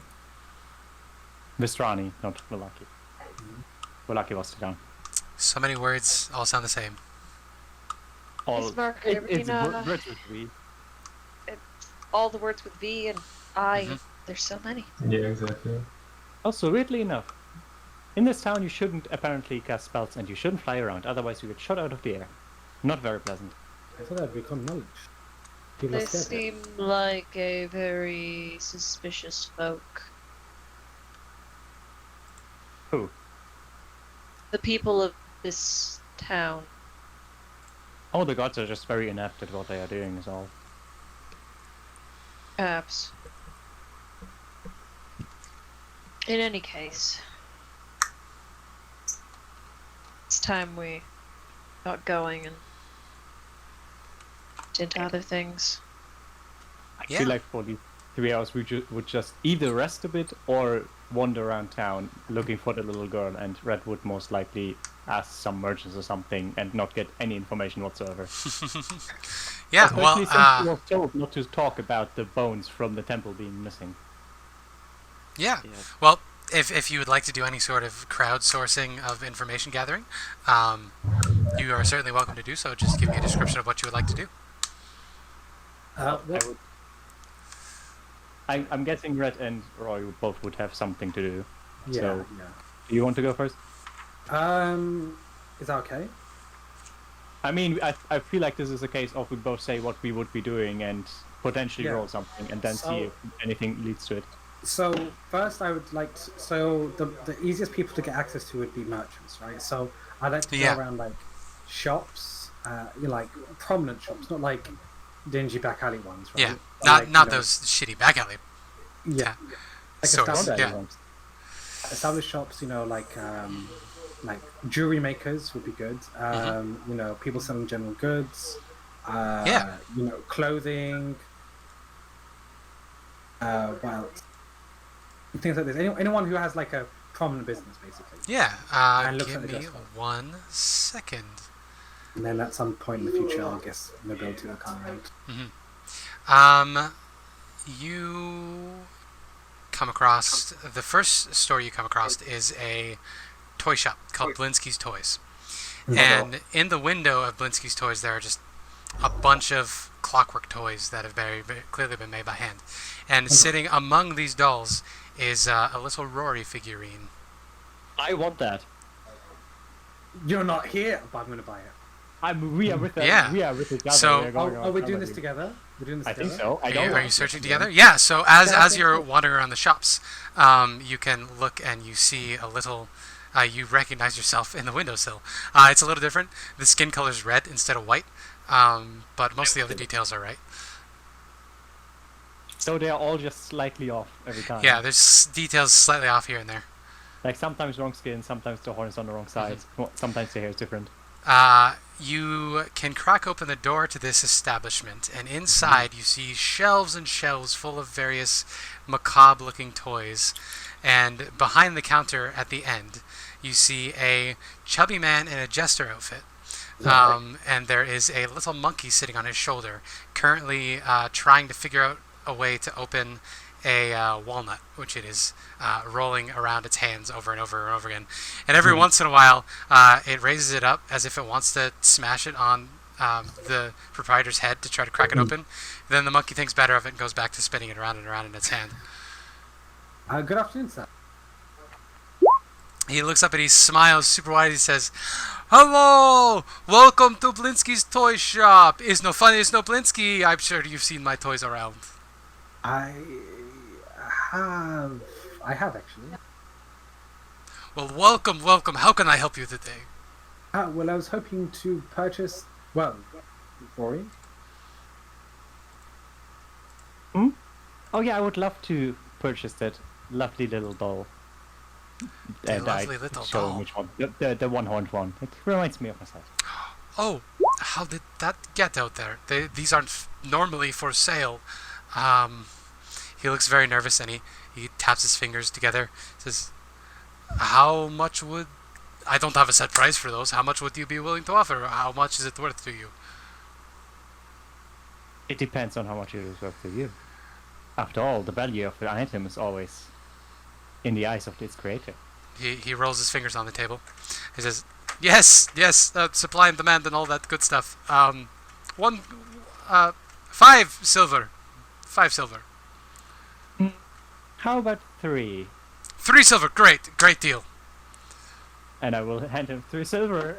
get myself my very own Rory. Yeah. Let's go. When they're handing stuff over, can I check his hands? Does he have a silver signet ring? He does not, but you do see. It looks like one of his fingers are broken and it's bandaged, like with splint-like to the other one. And Oh, you he okay? he takes the silver. Sorry, 1 second. He takes the silver, and Rory, you can see that the tail on this little Rory doll, when you pull it, there's a little roaring sound from inside the little Rory chest. It sounds like a lion. Or roar. I love it. But yes, he says, it's nothing at all. Just a little accident at work. Yes. Oh, I wonder, have you sold dolls that are similar to this one to anyone else? Because I've come across one or two. He I want one, opens never his seen a mouth, smell them. and then he closes his mouth, and he says, I don't normally sell those dolls. And then he stops for a second, then he looks you up and down, and he says, oh my gods. Oh my gods, it's you. I didn't think you were real.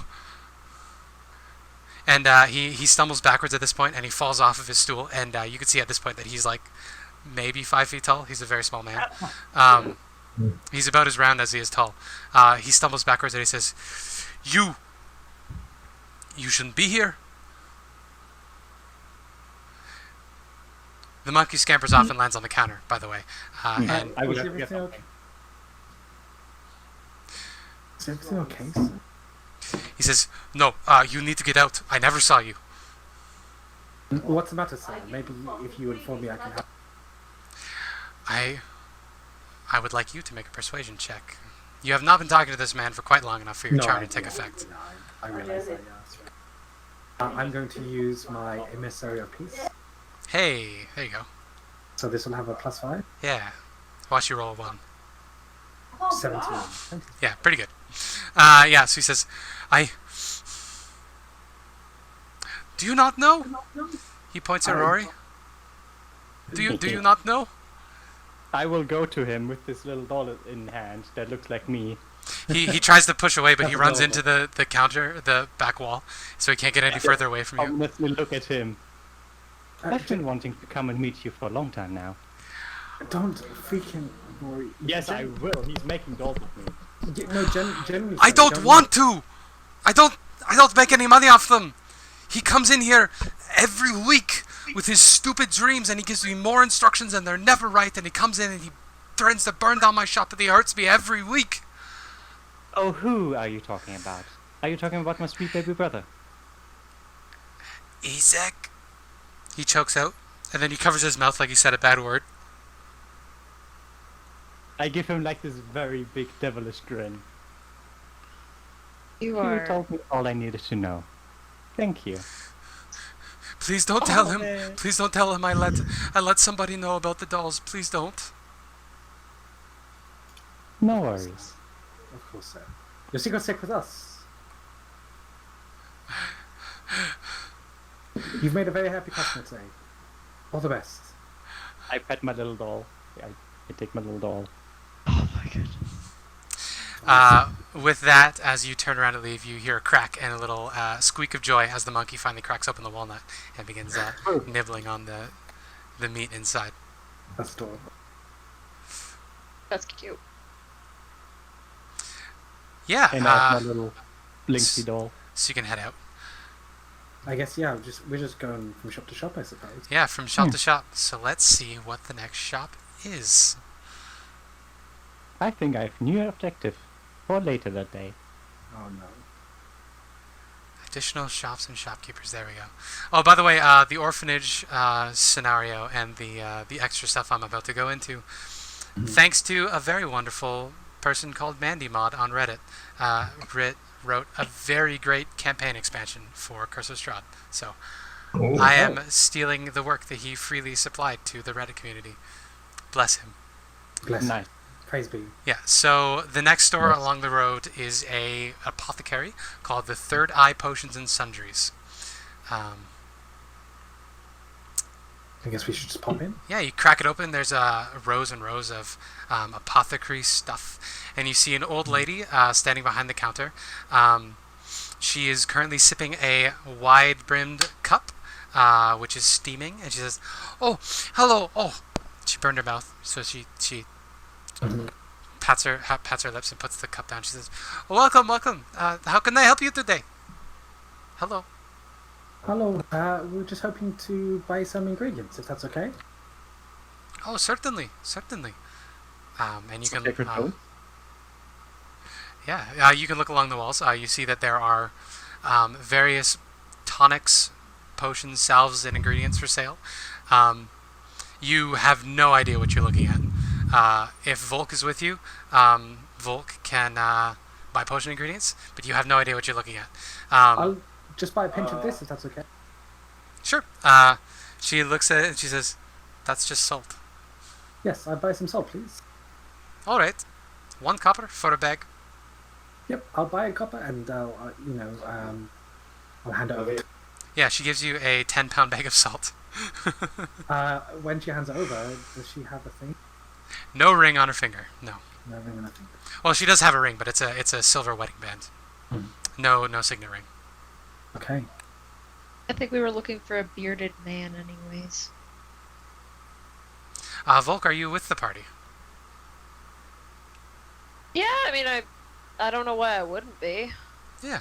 I mean, is there anything you would like to buy, potion ingredients wise or herbalism kit wise? This is the place to do it. Yeah, it might be a good idea to get bits and pieces. I don't really know what's in my... It's okay.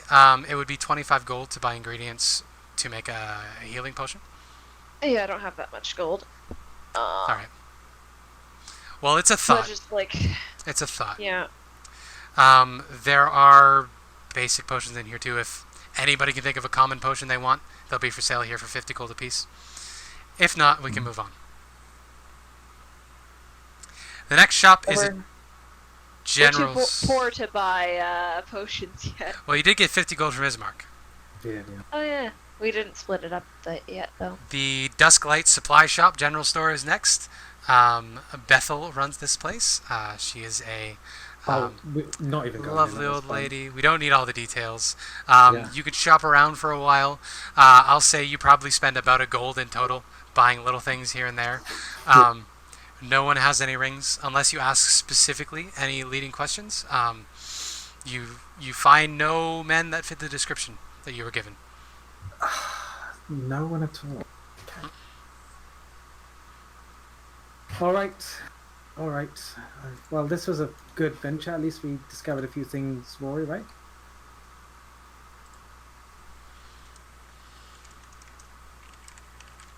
Rory?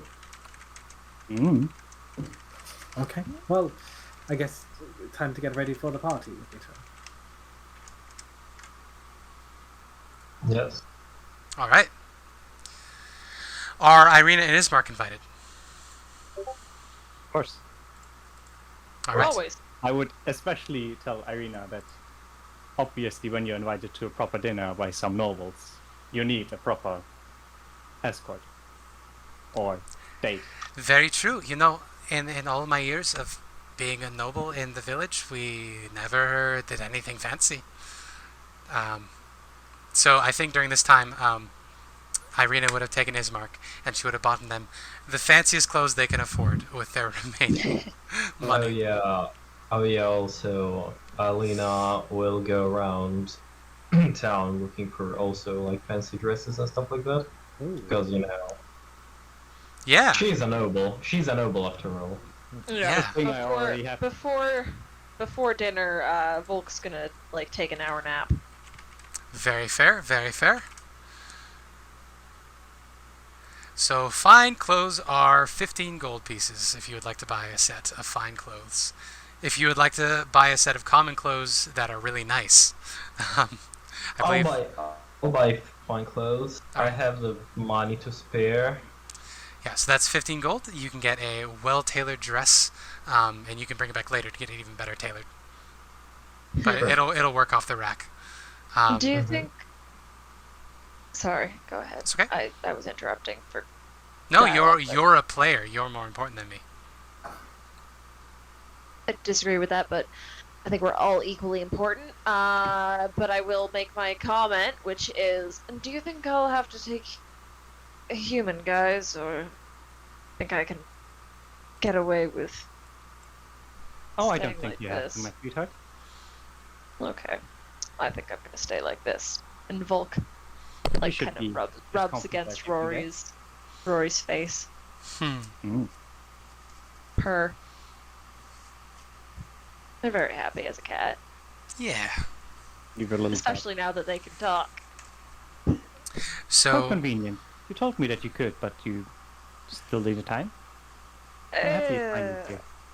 I mean, I think I've explained it to you. I Yeah, I was would more have. powerful before, and then Yeah, when I I came would- here, I lost it all.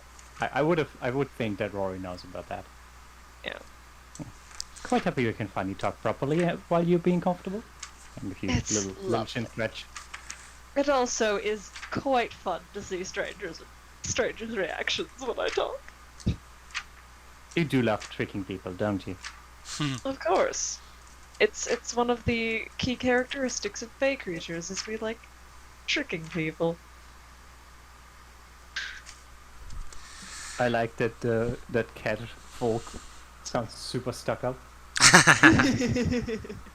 yeah. So I just sort of slipped into that voice. It sounds like a cat. I mean, that's what cats are, right? I know. when you It's a good folks see Ismark and Ireena again, Ismark is grumbling and is not happy about how much gold they spent, but Ireena is very happy. She is wearing a purple gown Ooh, that has, it's got a sort of a corset jacket thing on the top that is a dark Ooh. purple, and then she has a long purple skirt underneath that, and she has a white fur wrapped around her shoulders so she can hide her neck. Intelligent. And Ismark is in a fancy black outfit. He says that Ireena tried to get him in colors and he refused. I think you'd think look a bit of nice in colour would look- colors. Yeah, a bit of color would look quite good on him. Anyway, Great minds think alike. I look at Ireena. I like hold out my arm so that she can hook herself into it, and like, my lady. She doesn't. She says, "My lady," Mm. and you all can head off to the Voctor house, unless we have anything else to do. Also, as a side. Oh yeah, go ahead.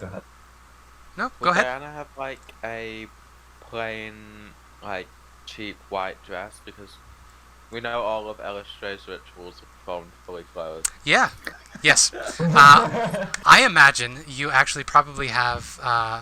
Elistray's vestments are probably white with silver thread throughout, so you probably have very pretty shiny clothes.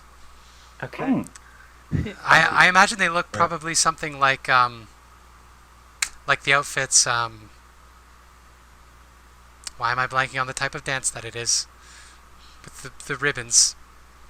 Very flowy outfits like that, because she is the dancer. Oh, yes. Mhm. Oh, I think Yeah. I know what you're talking about. Yeah. And yeah, one of the nice Di- things about being a shapeshifter, never have to worry about Close. clothing. Imagine being able to shapeshift your clothes, and that'd be dope. Yeah, exactly. Eh, Here's the question: Well, are they illusory? Are they those. made of Volk's hair? We'll never know. Never know. No, the clothing is real. I can't change my clothes.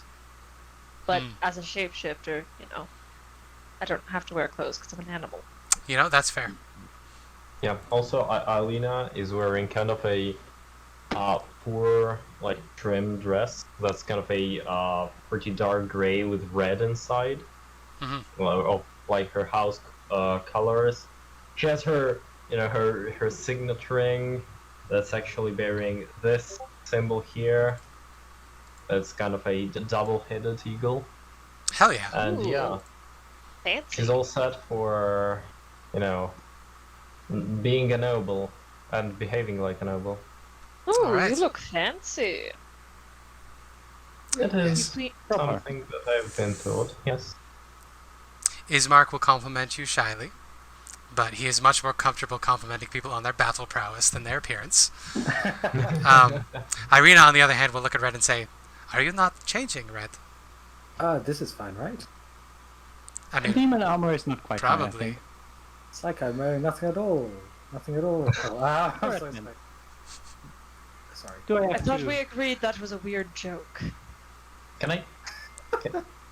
Okay, as this comes up, can I, during the downtime, find some kind of cloak, kind of to fit it on his armor, to kind of Yeah. make so that the Yeah. armor looks more parade-like? You would probably you get know. they would give you a cloak if you asked when you bought the clothes, just for Okay, free, yeah, because sure. they don't get a lot of big business like this. Mhm. So yeah, now Red, you're dressed in Ilena's house colors. Ah, wonderful. Thank you very much for thinking about this, Ilena. Redmond, Yes. a word. I would like to remind you that this invitation has been brought up to me, and you are basically coming with me as my fellowship, so to speak. Yeah. Since we are speaking with a lady of a bit higher rank and someone who we will have to do some proper dealings with, I would prefer her if you did not wear demon armor. It's not demon armor, but Redmond, it's a smoking armor that makes your eyes glow red. yes, I may seem like that, but Rory, Redmond, This- for one evening. it is the only solace I have in this strange land. Okay, can you leave me and leave me with this? I say, very uncharacteristically loud. If you want, you can stay home in the tavern. No, I would not like that. Then I would prefer if you took off your armor.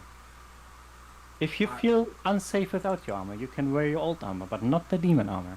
I would also very specifically only wear my normal clothes and my traveling goggles so that I look proper like an inquisitor. I would not wear my armor, but I would wear my rapier and my parrying dagger, but like on both on the right side, which I normally wouldn't, in like a festive manner, as if they belong to the outfit. And I wouldn't bring most of the other things. Like I would most likely have like my garrote hidden somewhere, but I wouldn't have like my crossbow and stuff like that. Yeah, also of weapons, same. I kind of bring the rapier and the dagger, also kind of pretty much in a way that they against more parade-ish than anything. And I also bring the holy symbol. That's a symbol of the house, so it blends quite good with the Sure. overall thing. Yeah, and Ismark has his longsword, of course. Ireena wasn't able to convince him to leave it behind. And Ireena has her short sword strapped to her back. So we are set to go. Y'all Yeah. approach, and I have a picture dropped in the Vokter house. It is a very opposing Gothic architecture. There are gargoyles along all of the surfaces, frowning down at you with their open mouths and sharp teeth and long dangling stone tongues. And you see out in front of the house there are a series of shallow pools, almost a water garden. And as you approach, you can see that there are lights shimmering in the windows,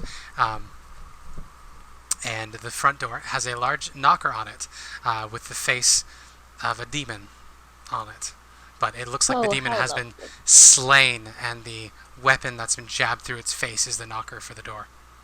Dope. That's cool as fuck. Fancy. Diana will meet up with you guys at the house, and you can see she's in her white dress with a silver thread, and her face seems to be stained slightly more blue than normal. Yeah. So, We would go inside. yes. You get a knock. Someone can knock on the door. And then the door opens, and a butler greets you in a very fancy outfit. He Oh. says, "Greetings. I assume you are the folks invited to dinner by Lady Voctor? We are. Do you have a group name I can announce you by?" Oh no. Oh no! We never made one of those. Now this is important. Retroactively, flashback to. Oh, it's totally fine. If we Yeah. don't have a name yet, we could say We don't have one yet. I would Yeah. just say Lady Fahrun and her fellowship. Lady Fahrun and her fellowship. Very well. He steps aside the door and allows you guys in. The inside of the house, you can see, if I can flip to the page, there we go.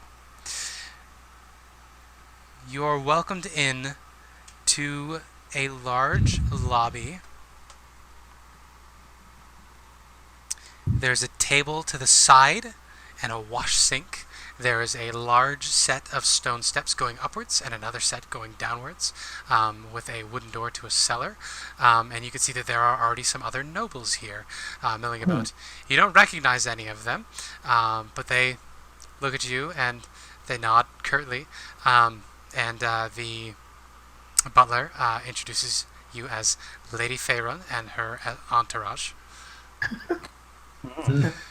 Lady Fair and Entourage is a great band name. Yes. Lady Fahrun's entourage would be a great group name. But yes, at this point, he says, "Make yourselves comfortable," and then he returns to the kitchens.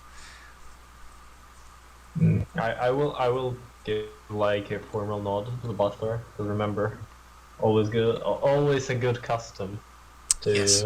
respect the butler and Yes. general the servitude. He nods in appreciation back at you, and then goes about his business, his butlery business. Do we see the person who invited us to the banquet dinner? You don't know what Lady Voctor looks like. I I think mean he's the talking guy. about the guy. The the guy who the came gentleman. to us. Yeah.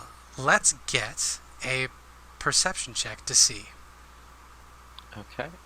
Maybe I can roll well. That's not with advantage, so it's just 12. That's kind of the Yeah, so you check. see a lot of noblemen's faces, but you see none of the older gentlemen that you ran into this morning. Okay. I would have obviously gone and checked who is there as well. Yeah, Got an 18. yeah. Also, again, no sight of this particular man. Yeah. But yeah, there is a crowd of nobles. You see men and women all milling about. You see there are 2 teens in the group as well. You recognize these are the people who were wrestling with a ball in front of the burgomaster's mansion the other day. Or this morning, I guess. It's been a very long day.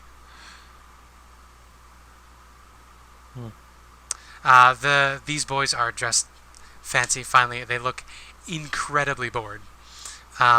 And they're whispering to each other and giggling and pointing at the punch bowl at the end of the hall. Oh, great. What children.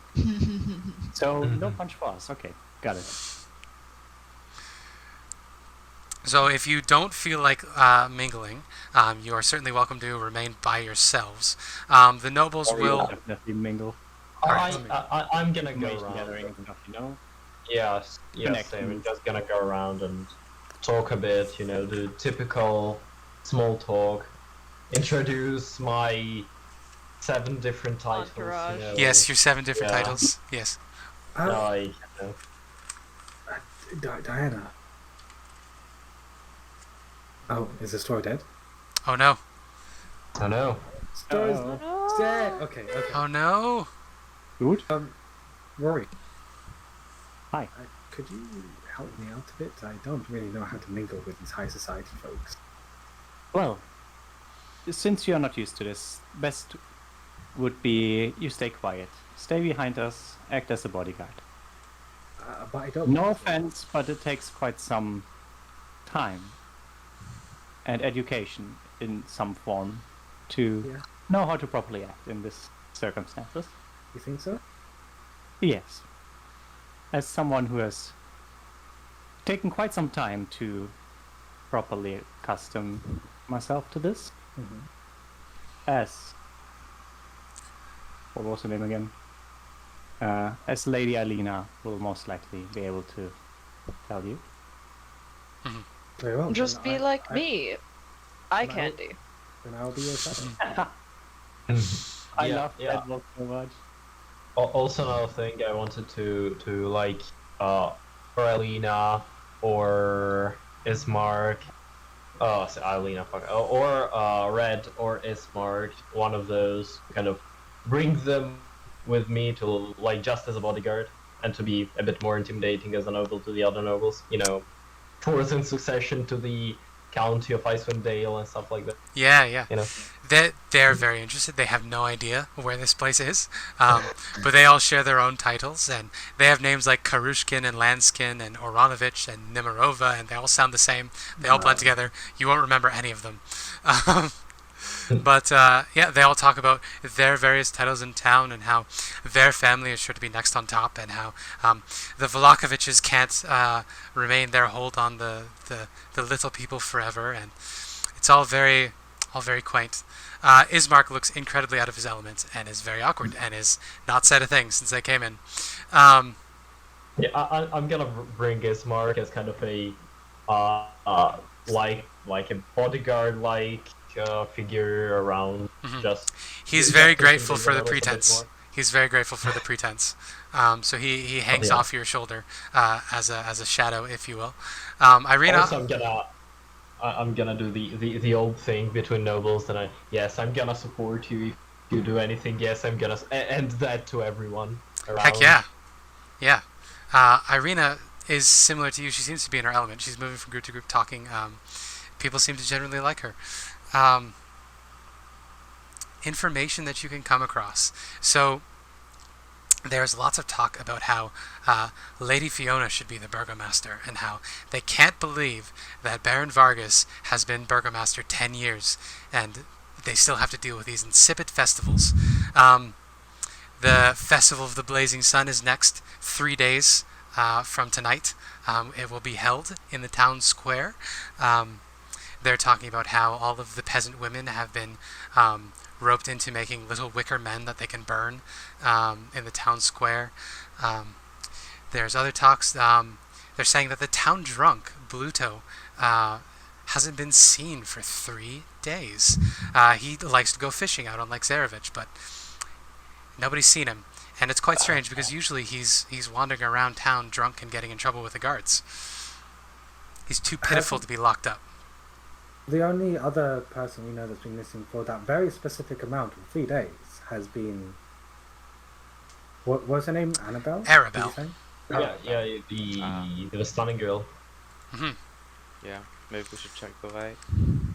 Yeah, so, Bluto, nobody is stupid enough to fish out in the center of Lake Zarevich. But Bluto is. He never catches any fish, though. Other than that, just more stuff that you've heard. Any questions? You guys want to look for any information about the various prompts you got in Madame Ava's card reading? I would at least ask around about the leader of the city guard, after obviously properly introducing myself as Lady Adelia Aurelia von Wons. Yeah. Which coincidentally is one of the noble house of Waterdeep. Yeah. Again, they don't recognize the name, but they assume from your bearing that you are indeed. And the interesting thing, every noble is very complimentary about your features.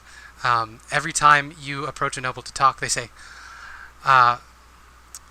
"Odelia, is that your given name? Rory's Yes. given name?" Oh. Yeah. They're all like, "Lady Odelia, your It's not. your It's skin not. is He's making it up. so beautiful, and your fangs, your visage just strikes nobility." Hmm. I have an inkling why they do that. Yes. Quite noble features So, that. what was the thing you were looking to discover? Any information about Isaac? Isaac? Anything Yes. that I could. nobody here is particularly fond of Ezek. They talk about him as a brute. They have to be careful around him because he is fond of burning down peasant homes and chopping up their servants if they misbehave. Ezek holds the town in an iron grip, and everybody respects Ezek, but nobody respects Vargas. They talk about Vargas as a weak little man who hides behind his silly prophecies about joy. And Ezek is the real terror, but he's not a good terror. He's a tyrant. Oh, maybe Izek is just missing a proper lord to follow. Wouldn't you agree? They nod and they say, yes, we could certainly use new leadership in Vallaki. Did you hear? Lady Fiona Wachter, she was related to the Von Zareviches back in the day. It's a very old family. So I've heard. Von Zarevich is Strahd's last name. Yeah. I also want to ask around. I want to, when we're talking, talking with nobles, if anything comes about, war and soldiers and knights, I'm gonna go, in my spare time, I like to do a bit of research and tales and knighthood, and I've heard that there is a certain Poland order of knights around. Yeah, so they will inform you that there was actually a dragon that used to live in the valley down south, a silver dragon. He had a fortress to the south of Vallaki, southwest of Vallaki. It's been abandoned for centuries. Centuries ago, Strahd laid siege to the castle and killed the dragon in one-on-one combat. Oh. Damn, Strahd is Wow. We are screwed. Oof. Yeah, they say the rumors have it that the knights still walk around. They travel the road sometimes. They can be seen, but they're hollow shells that are as dead as anything else in this land. Truly an interesting tale. You can also hear that nearby that fortress was overlooking a different village in the town that about a century ago Strahd destroyed. It was actually the last time he came near Vallaki. He came through. The burgomaster of this town did something to piss off Strahd, and so Strahd made the river rise up and drown everybody in the town. Ooh. Can I get an idea of the people? Like me as a person feels like they do not really mind Strahd all that much. It seems more like they are glorifying him and me because I'm looking like a vampire. That the idea I'm supposed to get. Yeah, the vibe you will get is they aren't particularly scared of Strahd. They don't like him, but the vibe you get is that they think of him as an absentee landlord, and they just think as long as we don't draw attention to ourselves, as long as we keep business in the valley, and as long as we don't make too much of a problem, he'll be fine. It's our defenses. Yeah. It's our defenses that keep us safe. Like a smaller noble house towards, like a vassal noble house to another noble house. Exactly. They're he defends us. And yeah, Strahd is dangerous, but he keeps out undesirables, and he makes sure that the town, the valley is safe. And as long as we don't upset him, everything will be fine. Yeah, also maybe kind of Strahd is there, we are here. It's there's no fear. There's no fear of Strahd in here. I would also ask around when Lady Wachter is supposed to appear or greet their guest. They will tell you that Lady Wachter never appears until dinner. They say that this is a meeting of her book club. Lady Fiona Wachter runs an elite book club only for the most special of nobles, the true upper crust of Vallaki, and they come here every week for the meeting of the book club and their dinner. Of course. Yeah. So around the time you hear this, the butler reappears, and he rings a little bell, and he says, "You may all enter the dining room, and we will be serving dinner shortly." So, at this point, everybody files in. There are in total, maybe a dozen noble couples here, as well as the 2 teen children, who you've learned are Lady Fiona's sons. Lady Fiona Wachter had a husband, Nikolai, but he died of consumption a few years back.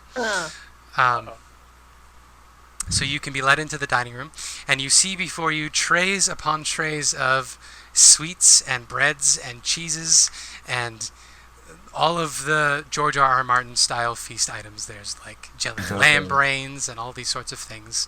But the main course item, there are 2 impressively large silver platters just piled high with red roasted meats. They've been cut up into long sections, and they're steaming. How does everyone react to the fact that there's a cat? Oh, they're fine. Yeah, you are on Rory's shoulders, I'm assuming? Yeah. Yeah, so the assumption is that you're Rory's familiar, and that clearly a lady of such noble bearing would have a familiar. Amazing. Question, Spencer. Yes. Spencer, are the seats kind of booked, or is it like free to sit wherever I want? They are booked, and the butler will approach, and he will wave his hand in front of the seats that have been assigned to you. You are at the head of the table. Ooh. Yeah. Ooh, we'll take it. To either side of the very tall chair. And after a little while, Lady Fiona Wachter appears, and you see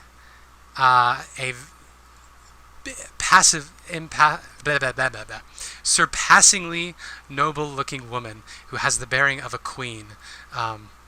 Like, chin never dips below 75 degrees.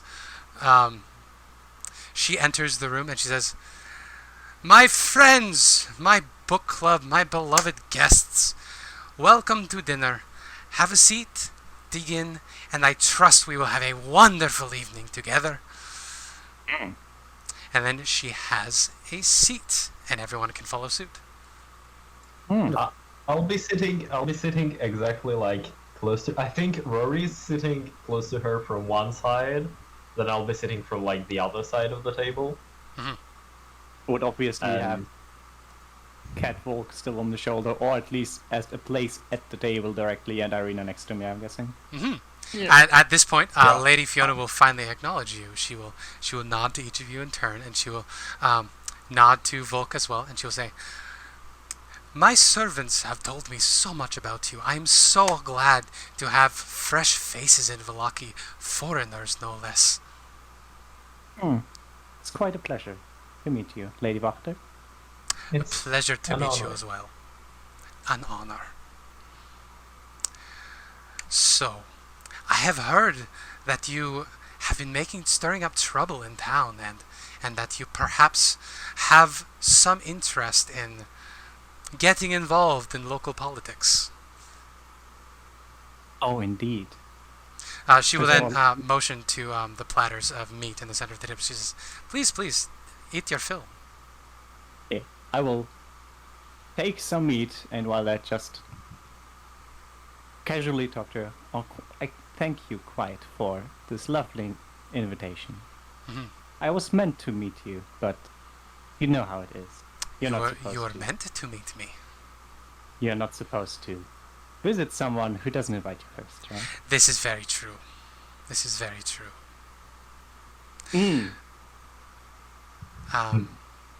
Yeah, I'll also take some meat, but not really eat. It's more like talk with.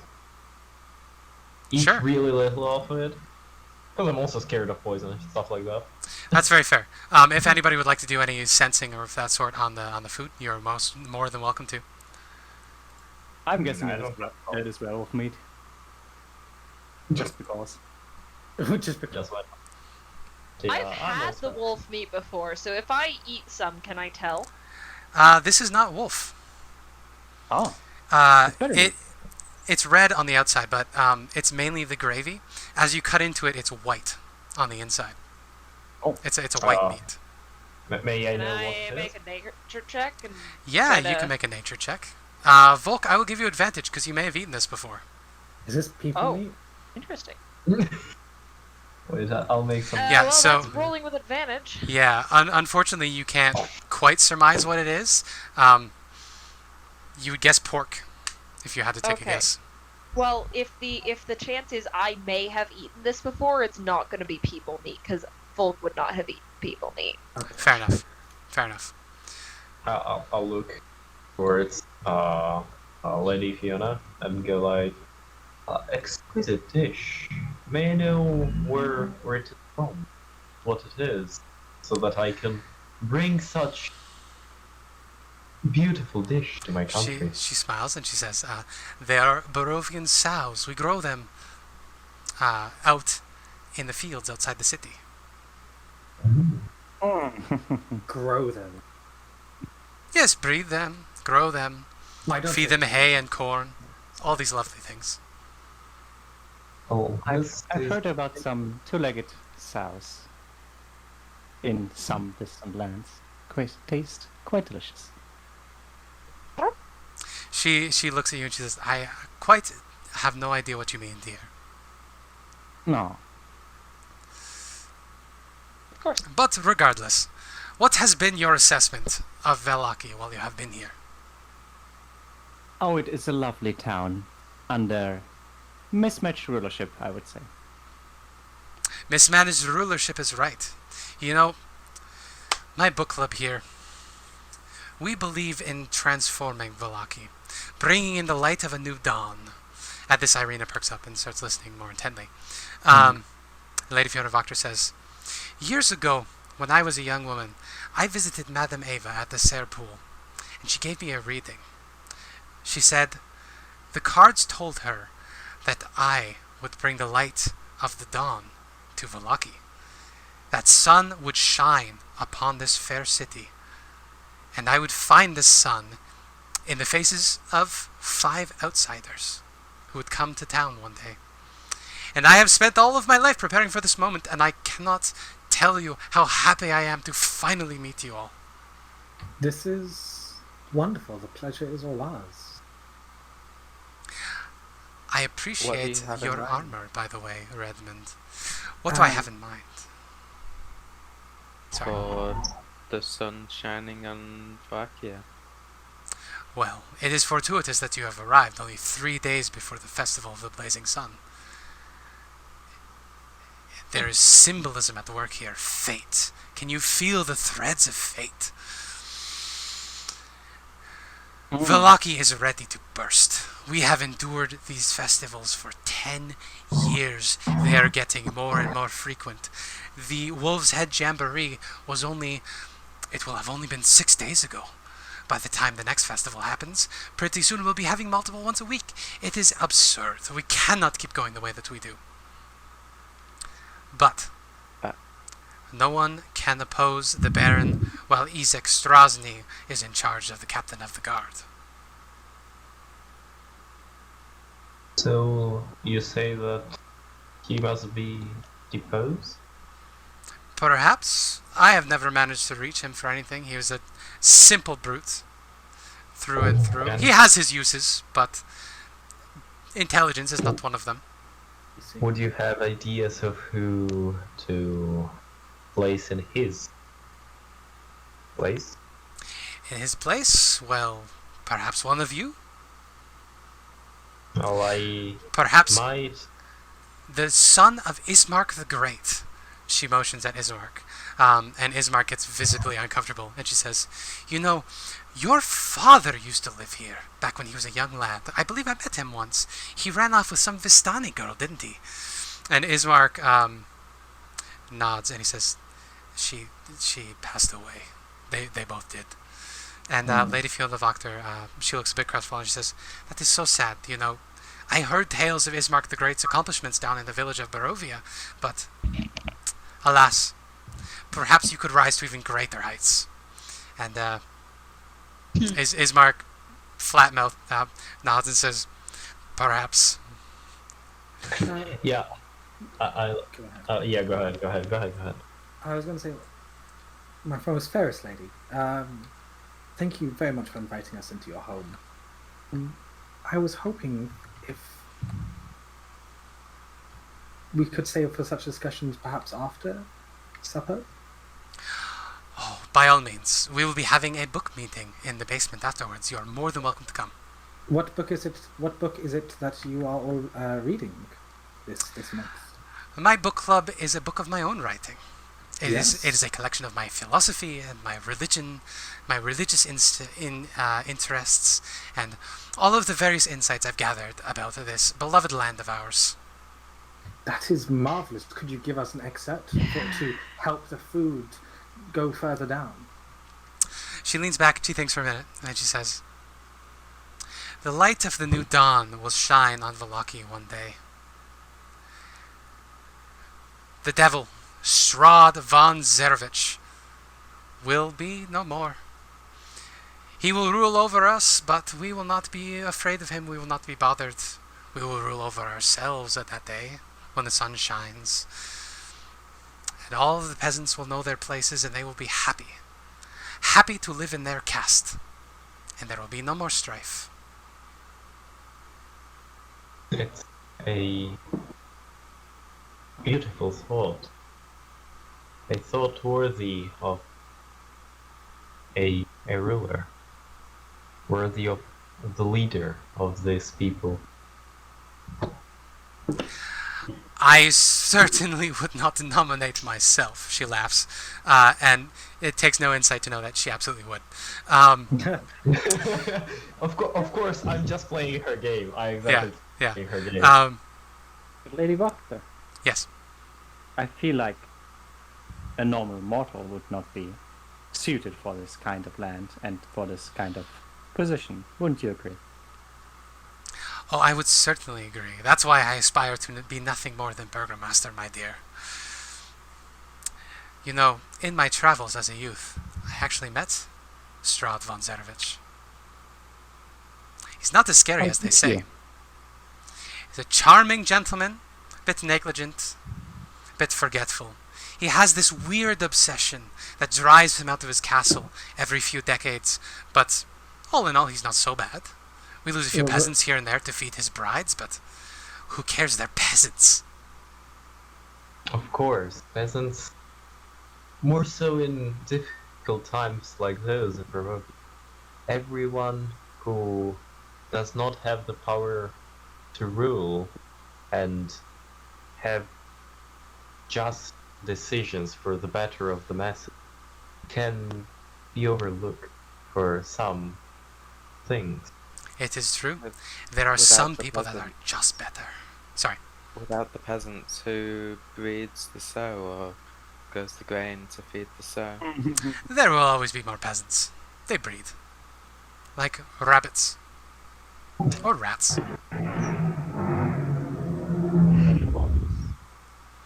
This is making Volk very. Oh, Ireena now is also uncomfortable, but Ireena is playing her game just because, Yeah. no No, Volk is very happy they are a cat and nobody can read cats' expressions. Thank you very much for the meal, my lady. I will take my leave from the table for tonight. Very well. Stefan will see you up. She snaps her fingers. And the butler comes over to lead you away. Yeah, I'll take a step out. She says, "Remember, Izek Strasny must be removed. However you wish to do so. If our plans are to have any weight, Izek Strasny can no longer be the captain of the guard." I need to kill this person. I'm going to go with that. Fair With enough. that. Fair enough. I would like to know, why exactly do you want to get rid of my poor baby brother? Your poor baby brother. So you are the one he has been dreaming about all this time. He is a bit older than you. I don't know if he is your baby brother. Oh, he is younger. Very well, maybe he aged fast. I mean, looks can be deceiving, won't you agree? This is very true. And I brandish my little teethies a bit. She smiles and she says, "My dear, I have met vampires. I know you are not one. No. I appreciate the appearance, though. Hmm. Your horns are magnificent." My horn, you Horn, mean? sorry. Yes, my apologies. Hmm. But yes, Vampires are not the only ones that are aging differently. this is true. Ezek must be removed from his position if our little book club is going to have any purchase in this city. He does not need to die, especially if he is your family. If he could be brought over to our side, that would be very excellent. But the Burgomaster, Baron Vargas Valakovich, etc., etc., he took in Ezek as a boy, bought him from some traveling Vistani merchants, and the boy has been loyal to the Burgomaster ever since. He never leaves the Baron's side, and no one's been able to get between the two of them. Trust me, I've tried. Oh, so Vistani also trades in people? From time to time. I have no idea where they got the poor boy, but he arrived in Barovia somehow. Yes. Well, but with Izek away from his post, and okay, I totally do remember names. Well, Ismark, yeah, and Ismark on as the guard captain. Then it would be probably, if I understand correctly, the moment to try and depose the current burgomaster.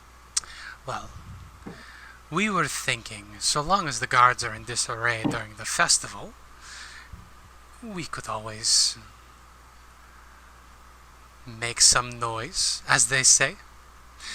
As the guards crack down, as the guards crack down on mass, I am sure the peasantry will not stand for it, and we will be nearby to arm everyone, of course. What would be in it for us? Power, glory, freeing a people from a tyrant. Oh, and I bet they will be better off afterwards with you as the new leader, obviously. I would not elevate people above their position, but I would do not waste people, my dear. Everyone has their uses, and in their lane, they belong, and they are valuable. Of course. Worth their weight in gold, as they say. I wonder if the eternal leader of this land, let's call him that, were to pass on his role to someone else, would you be willing to swear allegiance to them? To step up to a new Dread Lord, well, I would like to see someone so powerful as to face Strahd von Zerevich, but I would have to meet such a person first. We, the Wachters, we are related in a way. Our ancestors were cousins to the old King Barov.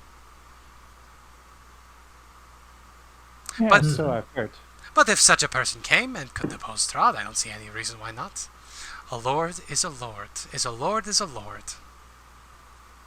And if that one person would make, for example, help to make the sun shine upon this land, it would of course be an improvement. It would be an improvement, and I can assure you, it will happen. It has been foretold. I'm I'm gonna nod to her and say, well, this was a beautiful meeting, and it was an honor meeting you. I must go and make sure that my other companions are all right. But Certainly. I'm Dinner gonna is leave nearly you over with anyway. I'm gonna leave you with just this one little part of my own wisdom. Know that it's possible that you have met a possible next lord of this land on this evening. She glances And- between you and Rory and can't seem to make up her mind, but she smiles and says, I would welcome the sight. I will She will do a curtsy and exit Yeah. the dining hall. So, Yeah. to cut back to Diana and Redmond. Sorry, what were you going to say, Astora? Oh, I was just gonna ask where the butler was taking us, but Yeah. we're already on it. So he was going to take you out of the building, out the front entrance again. But along the way, you can spot that old man you met this morning, Lady Fiona's servant. He is standing by the door to the cellar, and he has a book out, and he is skimming through it very quickly and not paying much attention. Okay. I'll come back to that later. I wanna Okay. talk to Red a bit first. Mhm. Does he take us anywhere in particular, the butler, or does he just No, like take he us was out just going to there? take you to the lobby, and he says, "You're welcome to remain. You're welcome to head out right now, but I would ask that for the sake of the dinner, you remain out here until everything is finished." Don't worry, we'll remain inside the house. He nods, and then he leaves you to your business. Diana just turns to him and says, I'm tired of these powerful women thinking they can just boss everyone around. I Had- honestly. Go ahead. Oh, I had it in the Underdark and I have it here now as well. Yes, I think these are horrendous people. Horrendous.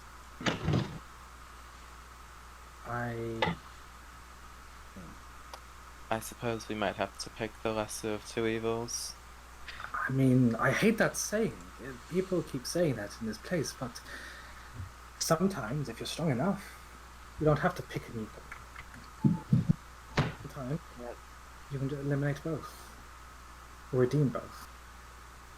In time, but in the short term, she seems like our only option. She is powerful. Mm. The rest of the party's not with them at the moment, right? Hmm. They left like a bit before us. I'm Yeah. still with Rory. Yeah, you've got about Okay. a half hour for the rest of that conversation before I believe it was Ileena that left next. Yeah. Yeah, so Yeah, you got yeah, about it took me a a bit. half hour of conversation before Ileena joins you.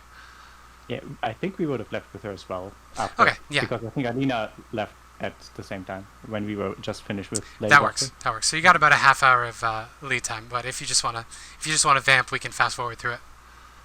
Mm-hmm. Uh, Yeah, I'm just gonna like reunite with the group and kind of wave. So I was just wondering It's better if Rory or not Rory, yeah. Red and Diana had anything else private they wanted to talk about.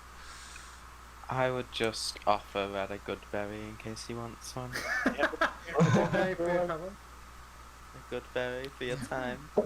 I'm gonna interest you in a good berry in these trying times. At that point, while you pass over the Goodberry, you notice that the old man down the stairwell, he actually snaps his book shut and he opens the door to the cellar with a ring of keys, opens it up, heads down into the basement, closes the door behind him, and you hear a click of a lock. Okay. Thank you for this. You No. have been a shining light in this dark place, Diana. Thank you. Thank you. I think I should be saying the same about you. Or even more so. I try, and I hope, at the very least, that I can maintain that. More than try. Red, you're a paragon. Really? You would say that? What does this paragon mean? Well, a paragon is, I suppose, like an exemplary warrior of goodness, I suppose. Well, thank you so much for saying that. That actually means a lot. I just want to help people in this strange place, honestly. It's awful what's happening here.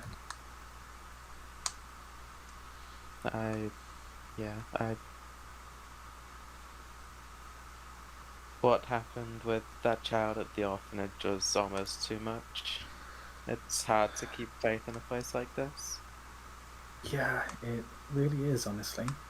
but I think all that we can do is do right by each other and do right by all the other people around us. And that's what's keeping me sane. Just trying to do right by everyone. Yes. We have a lead on Arabelle's location as well. We may be able to return her to her family soon. That would be very good. I'd like... If we can save a child after losing one, then that would make me at least feel somewhat better. It would help. Alright, so Sorry? I was just wondering if that's a natural break in the conversation, we could fast forward time a bit. Yeah. Yeah, that's right. Okay. So you all exit the dining hall. No need for a butler escort for you. You enter the lobby with the stairs going up and down, and you find yourselves unsupervised in this manner as the people in the dining room continue feasting. Can I suggest we leave for now? Yes, be better. Make like a tree. Leave. Oh god. But yeah, I would start heading Did towards anyone- the exit. Did anyone see anyone matching the description of the guy with the ring?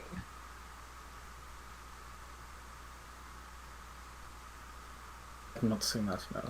Oh, are we together now? Are we all together? we're A all reminder, together. Diana and Redmond would have seen that man at the stairwell going down. Oh, That was that that. guy? Sorry, yes, that was that guy. Oh, yes. I You did wouldn't see- know how he looks though. You would have. No, Diana would recognize him. Oh, though. yeah, right there. Yeah. Because you guys met him this Man, morning. Wait, are we talking had a about? ring. Are we talking about the guy that took the The bones. What took bones, the yes. bone, or the guy that came to us and invited us to The ones who invited you to We're the party. assuming they're the same person. The one with the Voctor ring. Oh, we're thinking of the same person. Okay. Yes. I same. think they're the same person. It would stand to reason. You have not seen anybody else wearing that ring. Although I suppose Lady Voctor probably would have been wearing that ring. Yeah, but we knew the guy who took the bones was a man, right? Yes. A gentleman with a beard and a shadowy hood. And the Okay, gentleman at the bottom of the stairs does indeed have a white beard. Okay, that seems like the guy then. Yeah, I'll just say I saw him go down into the cellar. He locked the door behind him. May I suggest some investigation happen? Reconnaissance. I do have my tools with Yes. me if we need them. If you would like to go snooping around the lady's house, I'm not bothered. I'm not much of a fan of her myself. She seemed a little odd. Short- in my Yeah, a personal short opinion. thing, especially for the folks that are not very for the folks that are not very used to higher class conversations. If the Lady Vorta really took over the city, it would most likely mean either the end of the city or throw it in complete disarray. Also, they most likely have stolen the bones because they are somewhat.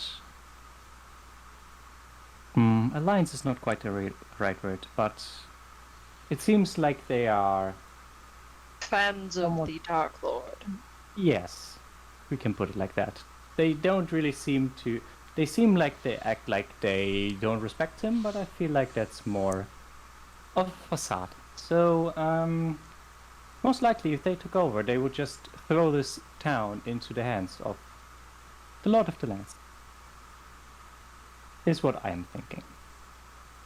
Agreed. So, is the plan to put Ismark as the head of the guard and stay around to ensure nothing else happens? He looks between all of you and says, I don't know if I'm ready to be a captain of the guard again. Especially not with I don't think we can take out Izek. He's a big man. Did you see him? You're not going to take him out.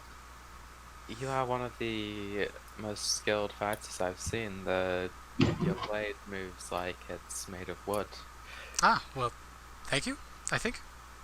I appreciate that. You're very swift, is what I'm trying to say. Thank you. Ireena, you might Yes. have not heard me. We will not take out Isaac. Well, I'm just saying he is ready to be head of the guard. He's a skilled fighter. And we will also not make the Lady Wachter head of the city or burgomaster or whatever. Ireena will be chewing on her cheek and she'll say, "Do you think that you could reach him? That is my plan. He seemed fairly unpleasant when we ran into him earlier." Oh, I've heard that being said about me as well. "You seem Yes, quite sir. lovely to me." Thank you, sweetheart. Folks, at some point soon, could we wrap up? That's okay. That's what I was Like, thinking. yeah. I was just trying to get to a shock moment. you know, Oh. So, Rory, if you would like to unlock, you were going to unlock the cellar, right? I'm guessing so, because the others want to find the bones. Yeah, I don't yeah. really care for the bones, but You are unsupervised. yeah. If you would like to go down. It isn't hard, the lock. You want to make a sleight of hand check just to be safe? Natural 20, Yeah. 28. So it's like butter. It clicks Wow. open. And beyond, you see there's steps leading further down into a cellar. And beyond that, you can see there's a pentagram on the floor. And there are statues to various devils along the walls, as well as a pair of goat's horns set above that swirling eye of Osebus, which you saw under the death house in Yeah, I thought so. Barovia. Beyond that, you can see Not demon. in a far room past the cult room, which has a bunch of chairs arranged in a circle, like a book club around the pentagram. There is a room with human bodies hanging from the ceiling with infernal sigils carved into them, and a butcher's knife stuck in one of them. Lovely. And that's where we'll end our session.